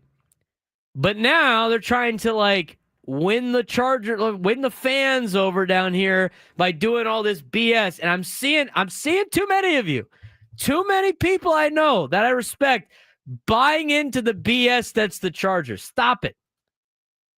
Stop it. I saw a rumor on social media that they stayed at the Gaylord down in Chula Vista. I don't know if that's true or not. Hey, that'd be interesting if it was. Hey. But it's funny to me that they did all of this within a 2-week span. And they're trying to, like, get any sort of juice out of San Diego because they know that's the only place that might still root for them. And even then, I mean, it's not like they had too many people showing up at training camp the last 2 days. I know it was limited attendance. They had a military day the first time, and then the second day was, like, season ticket holders, I guess. Still was kind of a sparse crowd. And hopefully some of that love has gone away. But you saw with the navy blue jerseys, the retirement of Phillip Rivers, the playing in San Diego. Oh, and by the way, has anybody noticed their new T-shirts they have? It says Superchargers on them, but it doesn't say L.A. Superchargers. It doesn't say San Diego Superchargers because, God forbid, they put San Diego on anything. It's just Supercharger shirts. I mean, look at a lot of their gear. I mean, most of it's like starting to drop LA. I mean, quit the charade. Hold strong, San Diego. Don't buy into the Windsock Chargers organization that continues to do everything they possibly can to try to win you back because they know they got no shot in Los Angeles. That's why I think this team might go up for sale. There's a lot of other factors. I think there's groups that are willing to buy. I've heard rumors of such. There's now a little bit of a tease with a stadium down below. The only way that they would come back here is if they fail in LA. A way for them to not fail in LA, all you San Diego Charger fans out there, and the ones that still root for this dumb organization, the only way they don't sell is if you bail them out by going up there and buying season tickets, which is what they want you to do. So hold strong. Keep holding to your local city roots and your ties. There's no reason to root for that organization. They will never win. They will never, ever win. With the ownership that they have in charge, you rooting for them is utterly ridiculous. But you know what? To each their own. If you enjoy pain and you want to watch this team go 9-8 every year, go ahead. This is the best year they got because the best time to strike is Harbaugh's first year, and then his spiel runs old and his teams in the NFL start to deteriorate. That's what happened with the Niners. It slowly starts to happen in the college level, but at least in the college level, he could flip his roster over easily. He's got a lot of antics and BS. I mean, there was a lot of pomp and circumstance and look at us and look, we're back and all this other stuff. Don't buy it. Don't buy into it. They're trying to get you to flip. 833-288-0973, 833-288-0973. It's time for a Midday Sports Standoff. Welcome to Midday Sports Standoff on the Braden Surprenant Show. I can't believe what I'm seeing right now. The ultimate head-to-head battle where sports knowledge and quick thinking collide. No, it's no good. Are you kidding me? Contestants will go toe-to-toe with Braden in a sports trivia deal where every correct answer brings them closer to victory. Down the sideline! Wow! Unbelievable! But 3 strikes and it's game over. This is not Detroit, man. This is the Super Bowl. Can you outsmart Braden? The Midday Sports Standoff starts now. All right, Frank, who we got playing today? Today, we have Bobby in Eastlake. Bobby, how you doing today?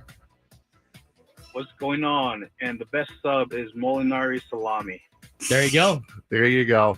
All right, Bobby. So today's topic, there's only 5 answers to this one. It is a top 5 list.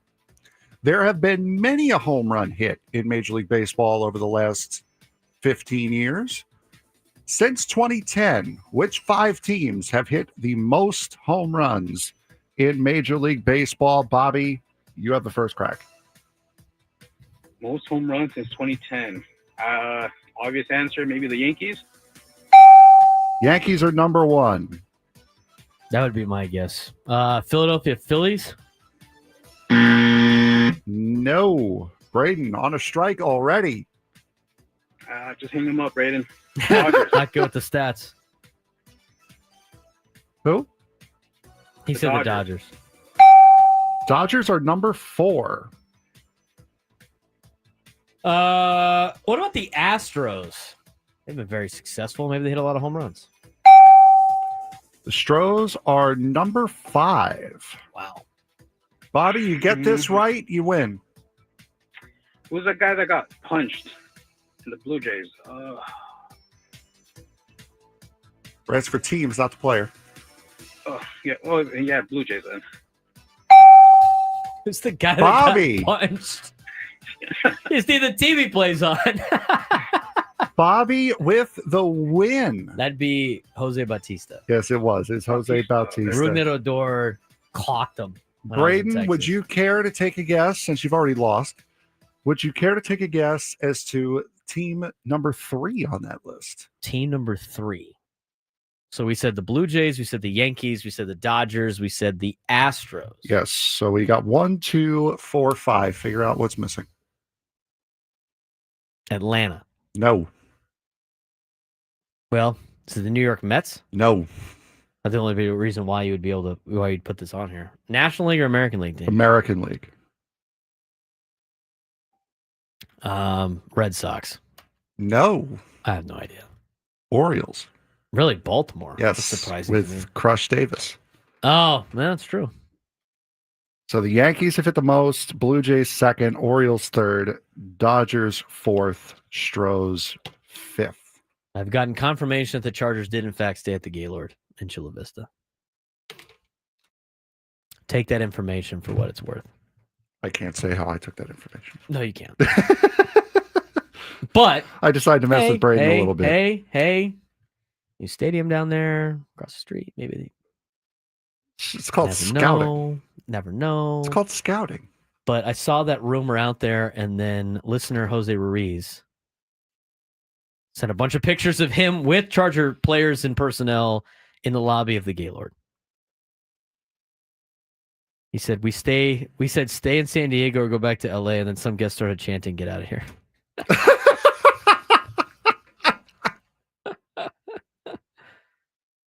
I mean, think about like how weird the situation is.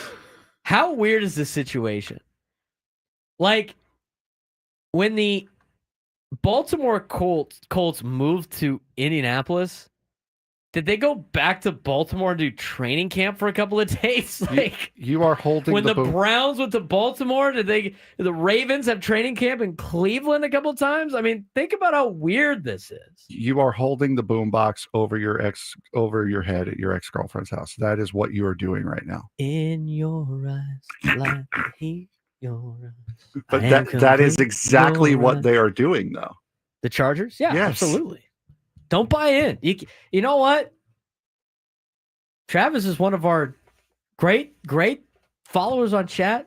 Good listen. He might be teetering on Windsock level right now with his love for the Chargers still, man. Uh-oh. There's a couple of them in there. They're trying not to draw attention to themselves in the YouTube chat because most of them are like anti-Charger, as they should. Yes, but I'm just saying, be. I just in the last 2 weeks has been just odd. Well, I agree with the anti-Charger sentiment, but in reality, it is anti-Spanos sentiment.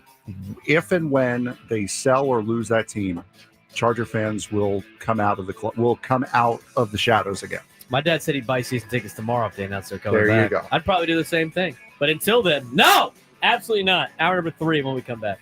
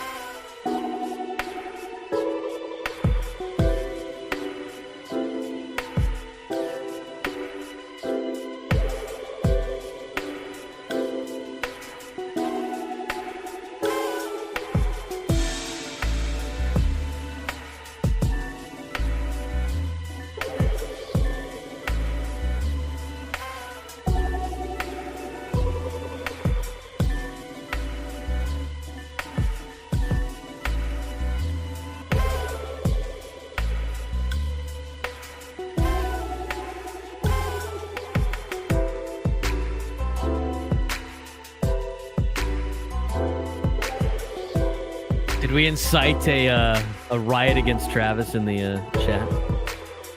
I don't know. I haven't been paying attention, honestly. Travis, what'd you do? He's the only guy supporting the Chargers, and he's still a Chargers guy. What a goober. Come on, man. How does that work for you on the Beat LA thing? I always find that interesting. Beat LA except for Beat LA one except team. for the Chargers. Beat LA except for the It's Chargers. the same thing like Lakers fans. It's always been the case. There's a lot of Lakers fans down here. At least with the there's like not really a team down here, and there's never really a team down here for that long with the Clippers and the Rockets, but still. It doesn't have that nice ring to it, you know. Beat LA except for that team. 833-288-0973. 833-288-0973. Dove into a lot of that stuff with the Chargers. I will say this too. I mean, I agree with my dad. If they announced they were coming back, I'd buy season tickets the next day. I probably would. It's the NFL. NFL is king. I enjoy football. They were my favorite team when they were here, but you know what? I'm not gonna buy into the BS. As I've said before, it came down to this for me in determining like the whole rooting for the Chargers thing. What is the ultimate goal of everybody's favorite sports team? Win. To win it all. And so I thought about what the ultimate goal would have been for the Chargers, winning it all. And I thought it would be more miserable for me as a fan for them to win it all than it would be in terms of enjoyment. So if they win it all and it's just going to be annoying because LA won and it's going to be miserable, why would I root for misery? That's the dumbest thing I've ever heard. So I was like, nope, see ya. But again, it goes to what I said at the end of the hour, which is if the Chargers came back here and the Spanos family was not a part of it, Charger fans would come out of the woodworks to support that team again because it would be okay. If they came back, I think if they came back with Spanos, it'll be harder, but yes, I San agree. Diego would People will flip so fast. Yes, I agree. I think it'll be harder for some, but if they came back without the Spanos family, then it's open season. And again, I still watch the NFL. I mean, I like watching the NFL. I watch for fantasy. I don't have a love affair for a team anymore. I watch the Cowboys, but it's kind of Why if they win, why do you do that to yourself? No, they're just like they're the Chargers of the NFC, dude. They're like the same team. High expectations, never get it done. Always go 500. It's perfect. It's perfect. It's a comedy watch. I get it. It's great. If they win, cool. Not really excited about it. If they lose, guess what? Monday's not miserable for me anymore. I don't care that much. TCU football, a little bit different. Aztec football, a little bit. It's funny. I get more frustrated watching Aztec football than watching my alma mater. And I didn't even go to San Diego State. It's just so frustrating to watch them play sometimes. And that's how I feel watching the Padres sometimes. It's like, it's so frustrating. You guys are so much better than what you're doing. Why aren't you doing it? Why? What is it? College football, though. Can't wait. No, I can't either. Can't wait. 833-288-0973. 833-288-0973. Martin Santee, you're on the Braden Surprenant Show. What's going on, Martin? Braden, thanks for taking my call. Absolutely. And, just to follow up on Tuesday afternoon, I tried to get in late when you were talking about the Aztecs and Coach Lewis. Truly, hats off. The ability to keep 9 starters from a team in their NIL situation, frankly, is amazing. I hope it makes a difference this year. And like you described, and Frank talking about the Padres, the unwatchability of the Aztecs last year, offense, 16-yard run, another first down. Next thing you know, offensive line holding, 15 yards. And it was such a constant. It was very difficult. But just really a shout out to you, Braden, for getting the Aztecs kind of on the map again, the difference that Coach Lewis is making on the Mesa. And hopefully it's going to translate into more wins. I do agree with you that they're going to finish higher, but appreciate this. And Frank has indicated there'll be more college football as we get closer. I went to Boise State, so I like the Aztecs. I don't follow Boise State, but it's just one of those things. It's a hard watch. So I'm hoping for better days ahead and the fall, and appreciate you and 97.3 The Fan supporting the Aztecs. So thank you. Absolutely, Martin. We appreciate you calling in when you do. We're going to talk college football, NFL football, high school football during the fall, during football season on a Sports Talk radio show. We're going to do it. And you're talking with the two biggest college football fans at the station, besides our program director, Adam Klug. He likes to hide his college football love, but he's a big Georgia Bulldogs guy. We'll talk about it. Is it going to be more Padres-centric still? Absolutely. But we're going to talk college football. We got a college football team in town. So I'm telling you guys, they're going to be better than last year. They're going to be better than last year, which is not saying much because they weren't very good last year. But they got a lot of guys back. I like what they're doing behind the scenes. We talked about it on Tuesday. Things are looking up for a potential good year. And don't get discouraged when they're in a barn burner with Stony Brook week 1 because Stony Brook's not bad. San Diego State's got to work their way up. But they got a very favorable schedule. Their strength of schedule this season is ranked 100 out of 131 teams. They got a very favorable schedule. Most of the difficult Mountain West opponents are coming here to San Diego to take on the Aztecs. They got a very beatable Cal team and Washington State team as their, quote, power conference teams. Although Washington State and Oregon State aren't really power conference teams right now. But they're going to be better than most teams in the Mountain West. It's a very favorable schedule for the Aztecs. And like Martin said, being able to retain talent and retain players in this day and age of NIL, especially for a school like San Diego State, talks about the type of program you run and the type of program Sean Lewis is running. Trey White, Eastlake kid, dominated in the trenches last year at D-line for the Aztecs, had opportunities to go to the SEC. He turned them down to stay. San Diego State got to pay him enough to keep him to stay. That was a huge get. And a lot of Aztec defensive players stayed with Trey White. I think they got like 9 guys coming back from their defense from last year. It's going to be a lot better. That leadership, that veteran leadership, and that experience goes far in college athletics.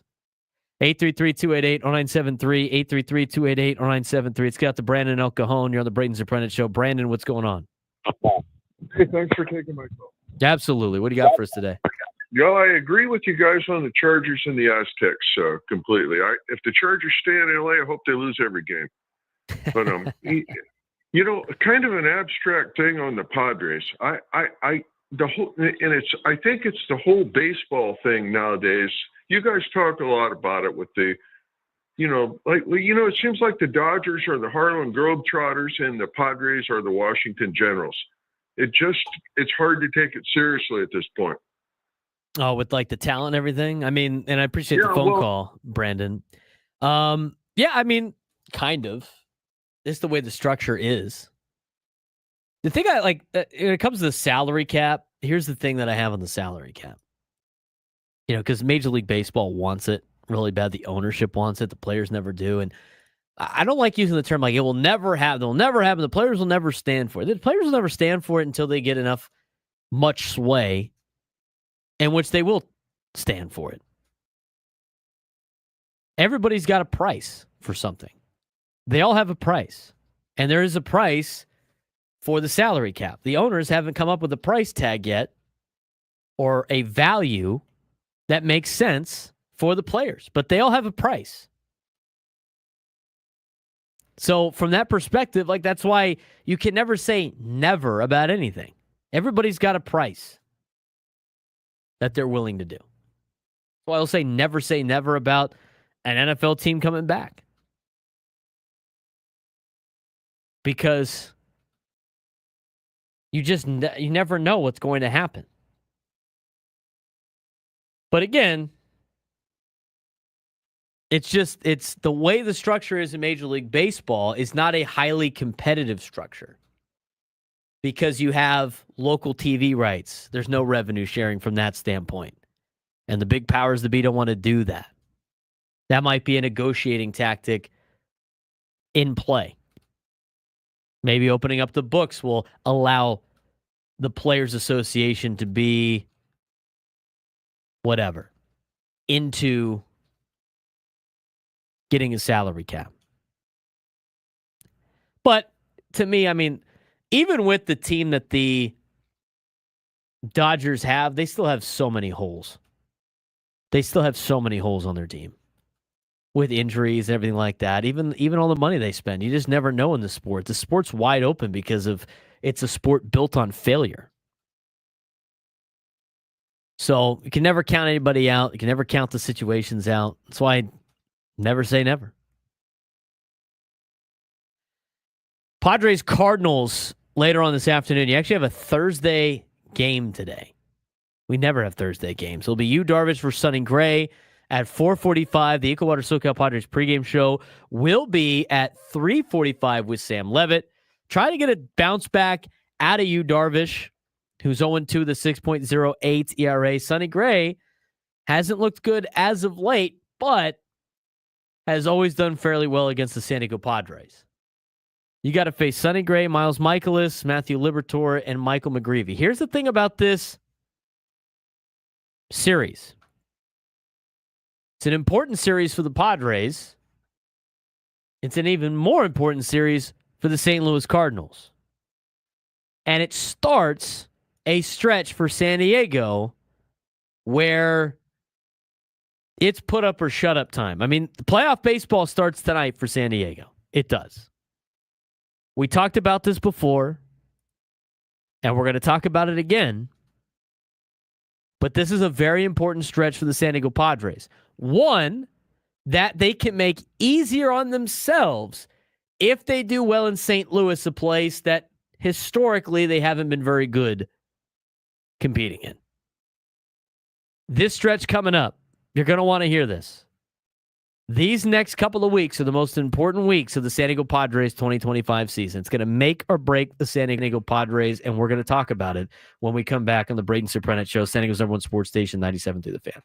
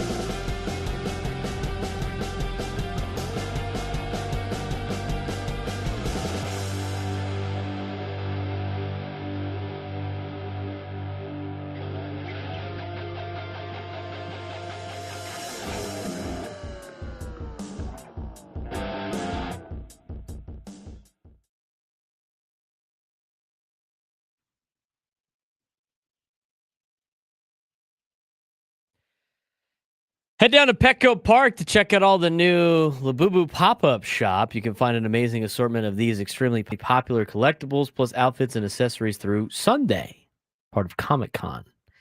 Padres continuing their Comic-Con road trip, which will conclude on Monday. It really ends on Sunday, but they're back here on Monday against the New York Metropolitans, the Fighting Frank Marchese's. And Sam Levitz. Padres have 4 games against St. Louis that start relatively their hardest stretch of the entire season. It is hotter than the sun in St. Louis these next 4 days. What could possibly be a very hot and humid road trip for the San Diego Padres, starting in D.C., moving down to Miami, although that was inside, and now in St. Louis for 4 days. A tough place to play for the San Diego Padres, historically and in general. Now, if you look at the standings in Major League Baseball, particularly the MLB standings for the National League wild card, this is a very pivotal series for the St. Louis Cardinals, especially right before the trade deadline. St. Louis currently sits in 4th place in their division, but they're 3.5 games back of a wild card spot. 3.5 games back behind your San Diego Padres. This could be a make or break weekend series for the Cardinals with their backs against the wall. If the Padres take 3 out of 4 from St. Louis, that could potentially knock the Cardinals down a couple more notches into a position of selling instead of buying. Now, that being said, MLB Network just had a graphic up there. We have it on mute in here, so we just kind of peek up every once in a while. But they had a graphic up there. Is there any situation in which the Cardinals do not sell? So maybe they're selling anyway. But the interesting thing about this situation is the Padres, again, have an opportunity to knock out another leg of competition before the trade deadline. Let's think about this for a second before we dive into this very difficult stretch for the Padres. Okay. We know that in the National League Central Division, it's Milwaukee and Chicago, with Cincinnati and St. Louis hanging around. In the National League East, we know it's really the Mets and the Phillies and nobody else. Miami's out of, they're 6.5 games out of a wild card spot. They're buried in the standings. Atlanta has never been able to overcome the gigantic hole they dug themselves into with a lot of injuries. And the Washington Nationals are 20 games under 500. So in the National League East, it's only 2 teams competing. In the National League West, we know that the Dodgers are holding off the Padres by 4.5 games. And the Giants are 1.5 games out of a wild card spot behind San Diego. And Arizona is now 3 games under 500 after losing 2 in a row this week and are teetering on selling anyway. Now, the Padres had a great opportunity to potentially knock out the Diamondbacks a couple of weeks ago, and they split. They didn't get full advantage of that. Now, if you start looking at the standings, start playing the math game of who you're competing against before you dive into this particular stretch for San Diego. Rockies are done. Nationals are done. Pirates are done. Braves are done. Marlins are done. Frank, any disagreements on any of those teams? Negative. They're all out of it. They're looking forward to 2026 and beyond. Godspeed. We'll see you next year. Get your snow cone after the game. Arizona Diamondbacks. I think they're done. I don't think they're buying. They have too much at stake for 2026 to potentially waste some prospects to try to fill this team that's 3 games under 500, that's been decimated by injuries. They need to be playing for the future. I think the Diamondbacks are done. Agree or disagree? Agreed. 100%. I agree. I don't think they buy at the deadline. We'll see what Arizona does in this next 7 days. Again, the trade deadline is next Thursday at 3 o'clock. I think they're out of it. So that leaves you St. Louis, Cincinnati, San Francisco, San Diego, Philadelphia, and Chicago competing for wild card spots. Chicago and Philly are battling for division spots right now with Milwaukee and the New York Mets. So out of those teams, you're looking at 4 teams battling relatively for one spot, with the Padres being 3 games behind Philadelphia. Now, there's no way to say that the Padres are not they're out of a situation to be the number 1 wild card or the number 4 seed in the National League. That's still within reason. They're 5 games back of the Chicago Cubs. And they're 4.5 games back from LA for the division after LA yesterday pulled off a miracle with 2 outs and nobody on and an 0-2 count to Mookie Betts. That was frustrating. So you look at the competition that the Padres have. It's the Padres, it's the Giants, it's the Reds, and it's the Cardinals. The Cardinals already want to potentially sell. So if the Padres can take 3 out of 4 from St. Louis and push them off the ledge and go into sell mode, now all of a sudden, you're competing against 2 teams the rest of the way in San Francisco and in Cincinnati. All of a sudden, that win total might not have to be as high as you expected at the beginning of the season. I'm not afraid of San Francisco. In fact, the Padres get to play San Francisco a lot during these next couple of weeks. You still get to play Cincinnati 3 more times here in San Diego. It might be 4 times. I got to check. I think it's 3, I think. You play them in September. But eliminating St. Louis makes it a lot easier for a couple of things. One, they open up the trade market a little bit more, flood the market with a couple more pieces, take a little bit off of where you are at in terms of trying to acquire talent. But number 2, it's one less team you have to worry about in competing for a wild card spot. Again, you're just trying to get in the dance. Anything other than that, seeding-wise, is great. But if St. Louis is out of it, if you take 3 out of 4 from St. Louis and they're out of it, and they're 53-54 going into next week, that's one less team to worry about. Now you're in a 3-team race for 1 spot in the National League, assuming Philadelphia, Chicago, Milwaukee, and the Mets are all in the playoffs. I like those odds. I like the Padres outcompeting the Giants and the Reds at the end of the season. I like the Padres' chances. I even like the Padres' chances if they don't make any moves competing with those teams. Now, I don't like their chances advancing in the postseason if they don't make any moves at the trade deadline. But that's how important this series is against St. Louis. Here is your stretch that you have to deal with in the next month of August. The month of August is difficult. And you get a little bit of that tease right now at the end of July. 4 in St. Louis that we're talking about right now. Then the New York Mets come to town. Mets are in first place. They've won 4 straight games. They just swept the Halos. The New York Mets are trying to hold off Philadelphia right now in the National League East. Highly competitive team. Then you got 3 more against St. Louis here in San Diego, right around trade deadline time. Right after, actually. The weekend after the trade deadline. 3 at Arizona, which hopefully has sold off some pieces before you go to the desert. Then you got 3 against Boston, who's now a contender. 3 at San Francisco, who would be one of the other 2 teams you're competing for a wild card spot with. 3 at LA, determining factor if you're still in the division race or not. 4 against San Francisco again, trying to hold them off for the wild card.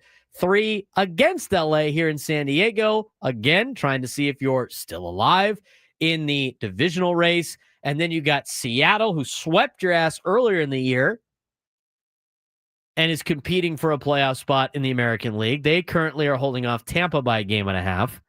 And then 3 at Minnesota, but by that time, the Twins will be mostly a shell of themselves because they should have sold at the deadline, and they'd be well out of it at that point. They're already 5 games out of a wild card spot right now.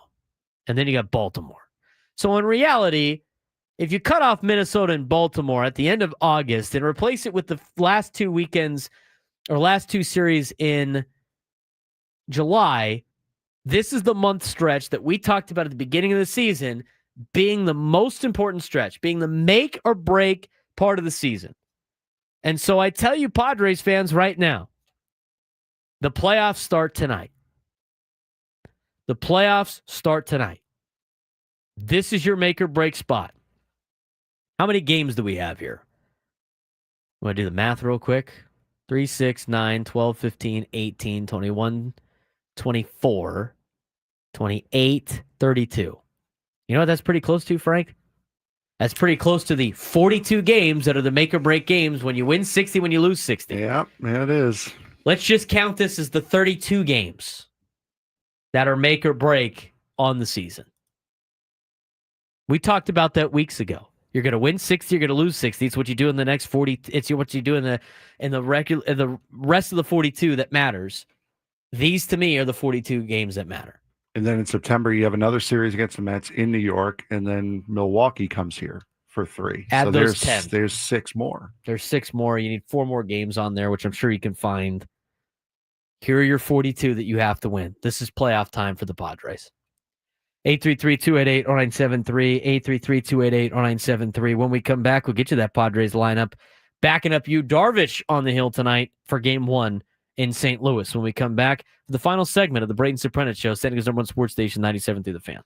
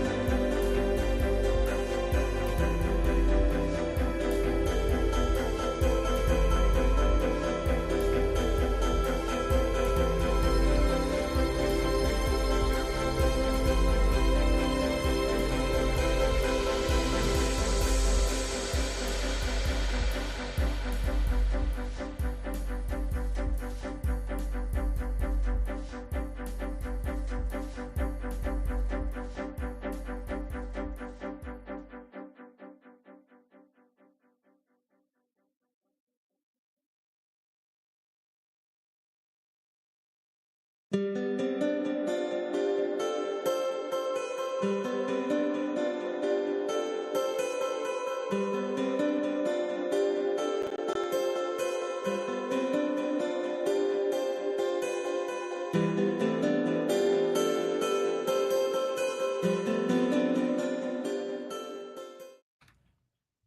got the they got Little League World Series softball on ESPN right now, which is funny because it's kind of sparked a conversation with Little League Baseball World Series. I love watching it every August. I was in that tournament, the gigantic tournament that starts from districts all the way to sectionals, all the way to I think it was something else too, to represent Southern California. And then you go to the West Regionals. And then if you win the West Regionals, then you're in Williamsport for the Little League World Series. It's a pretty cool thing. When I was 12, we finished in 3rd or 4th in districts, but the other Scripps Ranch team, Scripps Ranch National, ended up winning. Then they were in sectionals in Section 6. We're in District 32. And then in Section 6, the other Scripps Ranch, I was in Scripps Ranch American. And again, it's like in Scripps Ranch Little League, there's not like a set spot. So when you get drafted on your Little League teams, I don't even know if anybody plays Little League anymore. It was all this travel ball nonsense.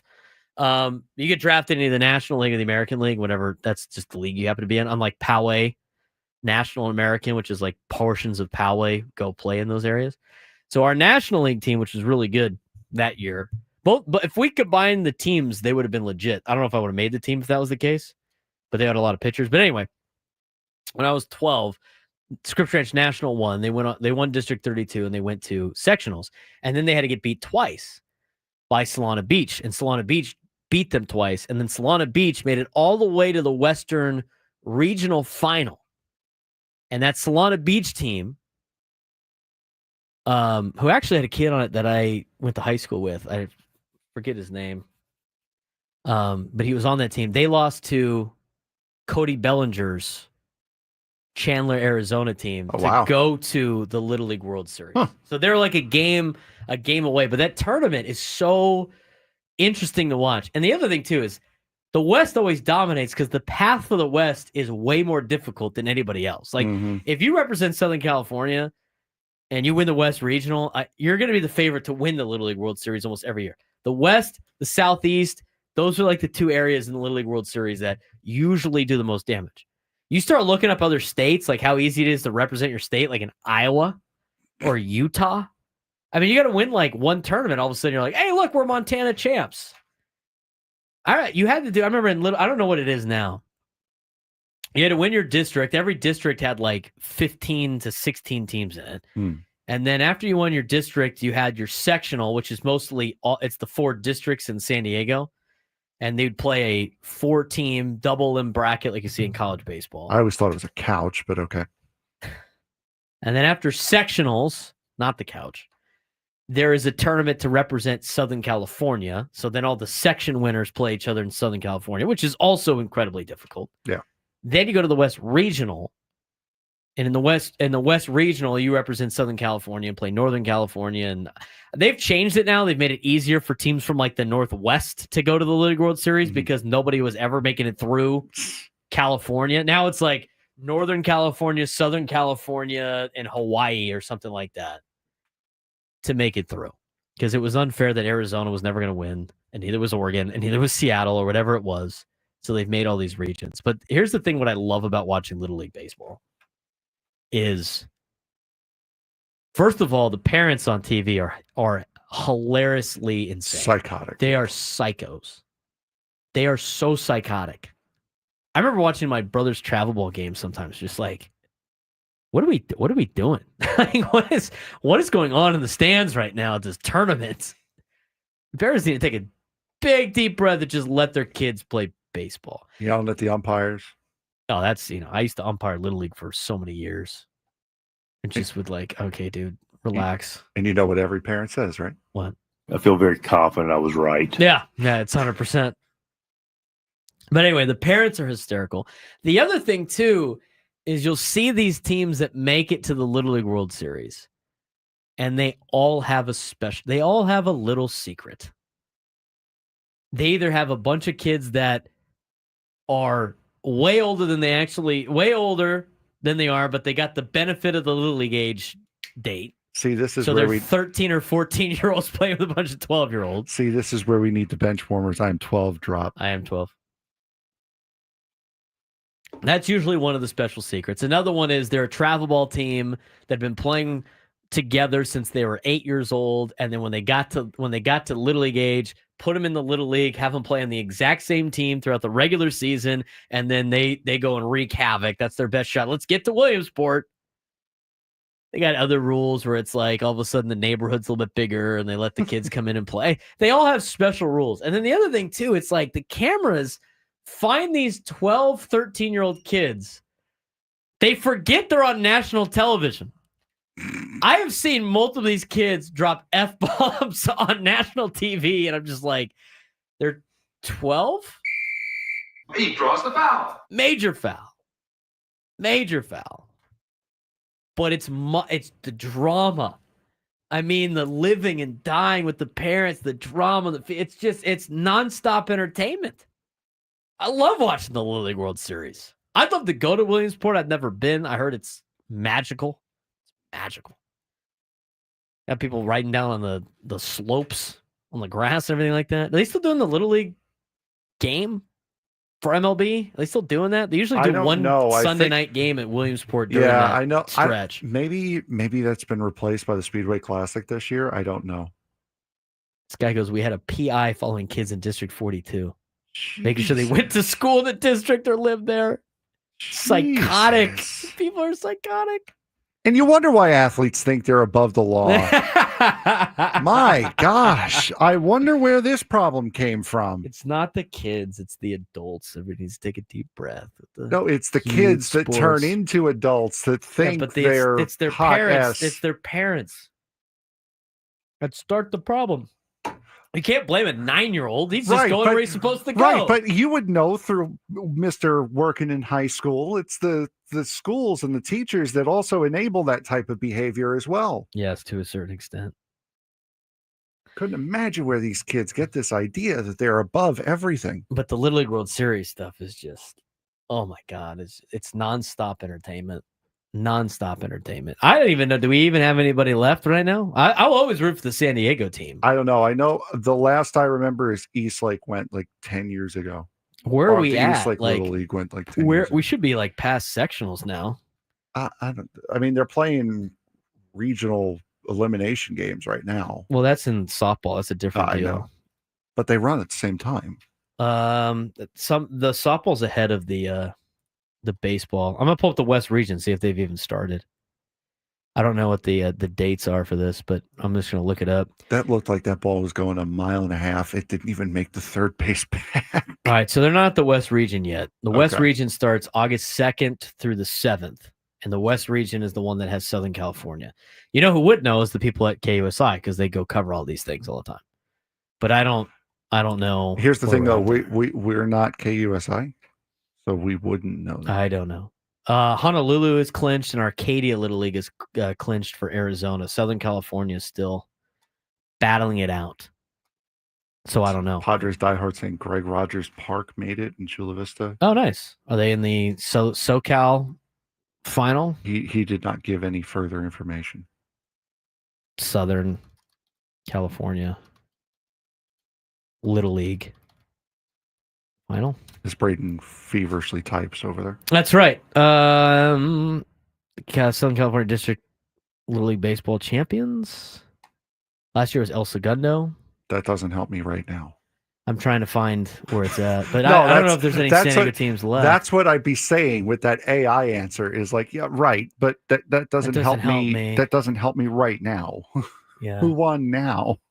We had got a lot of good group. That Encinitas Little League team in 2014, I'm pretty sure it's Spencer Jones on it. We've had a lot of Southern California or a lot of San Diego teams represented here as I look through the old deal. Rancho Buena Vista Little League in 2005, Solana Beach in 2007. That's the year I was telling you about. Parkview Little League's done it multiple times. Eastlake in 2013, Yeah. Encinitas in 2014, Sweetwater Valley in 2015, Parkview in 16, Parkview in 18, Sweetwater Valley Little League in 19. A nice little run. And then we haven't had a team there since 2019. What a bunch of bums. What do we got? Never again. Never play baseball again. Spring Valley Little League is in the World Series for Seniors Division. You know, it's funny. Like we go to me and my buddies go to Fair Play. They got a North Park Little League Senior Little League District Championship banner hanging in there, right above the door. I don't know what team it was. I don't know what year it was. It's just randomly placed. It's phenomenal. All right, I'd like to know. Somebody tell me if we got any teams left. I'd like to know. I don't. All I know is they haven't clinched the West region. The Southern California tournament hasn't been finished yet, and the West region starts on August 2nd. There you go on the Little League World Series update for you. You want to get to this tomorrow? Or do you want to talk about USD today? You want to knock it out today? Depends on what you want to do. All right. Depends on how much more you want to make me work tonight, or you got the trade stuff tomorrow. Yeah, we do get the whole. You said the whole noon hour was going to tomorrow. Yes. So, but that doesn't mean that I can't like have a little bit of extra time off by not telling you that USD is announcing a new sports team. And there it is. We could talk about that tomorrow. No, it's whatever you want to do. It's a long tease. They have other details in there that we could get into tomorrow. But you know what? Friday shows are packed, dude. They are. We're going to Friday have, shows are packed. Of course, Drake Hills. Soccer 101. We are going to the San Diego FC game on tomorrow night against Nashville. Here you go. I got an update for you. That was confirmed. See if this person's got a Little League thing for you. All right. Well, I announced that the Padres have agreed to terms with all 19 players from the 2025 MLB first-year player draft class, as well as 11 non-drafted free agents. That's good news. That is great news. San Diego Padres announced that they have agreed to terms with all 19 players from their 2025 MLB first-year player draft class, as well as 11 non-drafted free agents. The deadline for teams to sign their draft picks is July 28th. Padres are done, including the non-drafted free agents. The Padres signed 15 position players, 5 outfielders, 5 shortstops, 1 third baseman, 1 first baseman, and 3 catchers, and 15 pitchers. Club signed 27 college baseball players and 3 from the high school ranks. San Diego Padres 2025 first-year player draft selections include the number 1 pick, as we mentioned before, in Cruz Schoolcraft, who everybody thought was going to go to Tennessee. And instead, he signs with the Padres as a first-round draft pick. So that's good news. Good news on that front. So the Padres have agreed to terms with all of their draft picks, and now they have more potential prospects to trade next season. So that's the latest update on that. Frank is having a conversation over there. But I was trying to post off the USD announcement, but we won't get into the details of everything in their project, but they will be adding a sport in the spring of 2027. Women's beach volleyball is coming to San Diego. Congratulations. We'll talk more about that tomorrow. What was the what do we got? What do we got? What? The phone call. She wanted to know where to get the shirts. Oh, the shirts. Yes. Link in the description. Link is in the description. It is.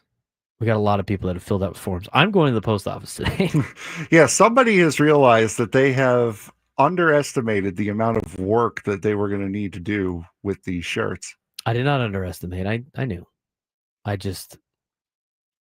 The shipping thing is going to be... I said it's a free shirt if you come pick it up. Underestimated. Yes. It's a free shirt if you want to pick it up. Someone's realizing that Linktree was probably the best way to go about this, where you actually don't ever handle the shirts. Well, I got a good deal on the shirts. My buddy's dad makes the shirts. They don't have a distributor. They just make the shirts. So that's what I did for that. So if you want a shirt, Here's what you have to do to get a Braden Surprenant Show shirt. It's brown and gold. It's perfect for Padre games. It's subtle in the front. It's got the logo on the back. And if you want to get one of these shirts, in the description below on YouTube, there's a link. It says, get your Braden Surprenant Show T-shirts below. There's the Google Doc. Fill it out. And I will get a shirt set up for you. I have all the sizes on there, all the information you know. In order to receive a shirt, you must be subscribed to the Braden Surprenant Show YouTube page, which, by the way, is attached on the Google form for you to click and hit subscribe. And it's also below on the description. So you can find it below on there as well. We have 331 subscribers. We're trying to get to 500 subscribers on the Braden Surprenant Show page. Travis, next Charger Powder Blue shirts? No, absolutely not. Maybe I'll make, after this batch, maybe I'll make a site where you guys can buy the shirts and we can make them a bunch of different colors. Yeah, we could do what Ben and Woods do. We put the QR code on screen so you can order it right from your phone. Merch. Absolutely. So that's how you do that. And then watch the willingness to get the shirts just fall off a cliff since they're not free anymore. They're not free anymore. These are free as long as you abide by the rules that have been slid on the Google Doc. Okay, so make sure you're subscribed to the Braden Surprenant Show page at B_SURP.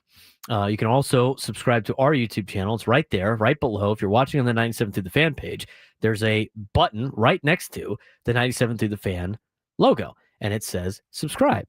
Click it. It makes it easier for you to find our content right then and there. Now, here's the deal. If you subscribe to the Braden Surprenant Show, we have a couple of videos getting placed today and tomorrow from our days at OTL. 2 of them are finished. One is a long-length video of our first game that we played on OTL day, and the other one is kind of a montage, quick, short, if you will. And we got tons of footage banked up for more potential videos. We might be doing a little collab with OnBack. We'll let you know about that. And we did get a great idea, Frank, about having the list of food places, which we have, and yeah, we do. Creating content for it. I don't know when we're going to have the time to do any of that stuff, but you know what? We're all for it. Getting Frank out there in the community and trying new things. Yeah. Finding the craft taco sign at the net. Always great. I know I'm going to most likely have to do that. Again? On the 8th, 9th, or 10th, I believe. But next month, because I do have a friend coming here, Greg McConey. You see him in the chat every now and again making fun of me. Coming here to take him to the one of the Red Sox games. And one of the places that he said we have to go to is we have to go to the Nat to have craft taco. So I will take a picture of me at the sign that that I now know is there, that I will find. That needs to be a day Eddie's there. We got to get Eddie a brown. We got to get Eddie a brown shirt. He said he's going to wear one of these shirts to the games coming up. It'll probably be Friday. Blue or pink. Though. It'll probably be Friday. Actually, you know what? No, it'll probably be Saturday, I believe. Saturday the 9th will probably be the one. Probably be the day. I got trade deadline next Thursday, and I got Don's football starts next Thursday. Oh, we're into it now. Sounds like time for you. Oh, yeah. We might be hitting up a lot of food places, Frank, over in Carmel Valley for the first couple of weeks. I tell you what, I did go to a Mexican food place up there, El Pueblo. It was a pretty good spot. And here's why it was a good spot. Taco shop style Mexican food was solid. And the other thing is they have a bar there. And they're open till 2. And you know what they have at the bar? What do they have at the bar? They have Colonel Taylor whiskey. Nice. Bourbon. There you go. Which nobody has. And it is my favorite. So that's going to be a nice little place. Because this is what I do after high school football games. I pick up a burrito. I go home. I watch the PPR. And then I have a cocktail. I could just do that at that place. There you go. We got options here, Frank. We options. Do. And you know what? You can still use that USD segment for tomorrow. We got a packed show again for tomorrow to finish up the week. He's Frank Marchese. I'm Braden Surprenant. Thanks again for tuning in. Be sure to follow and subscribe below on YouTube, and we'll talk to you guys tomorrow.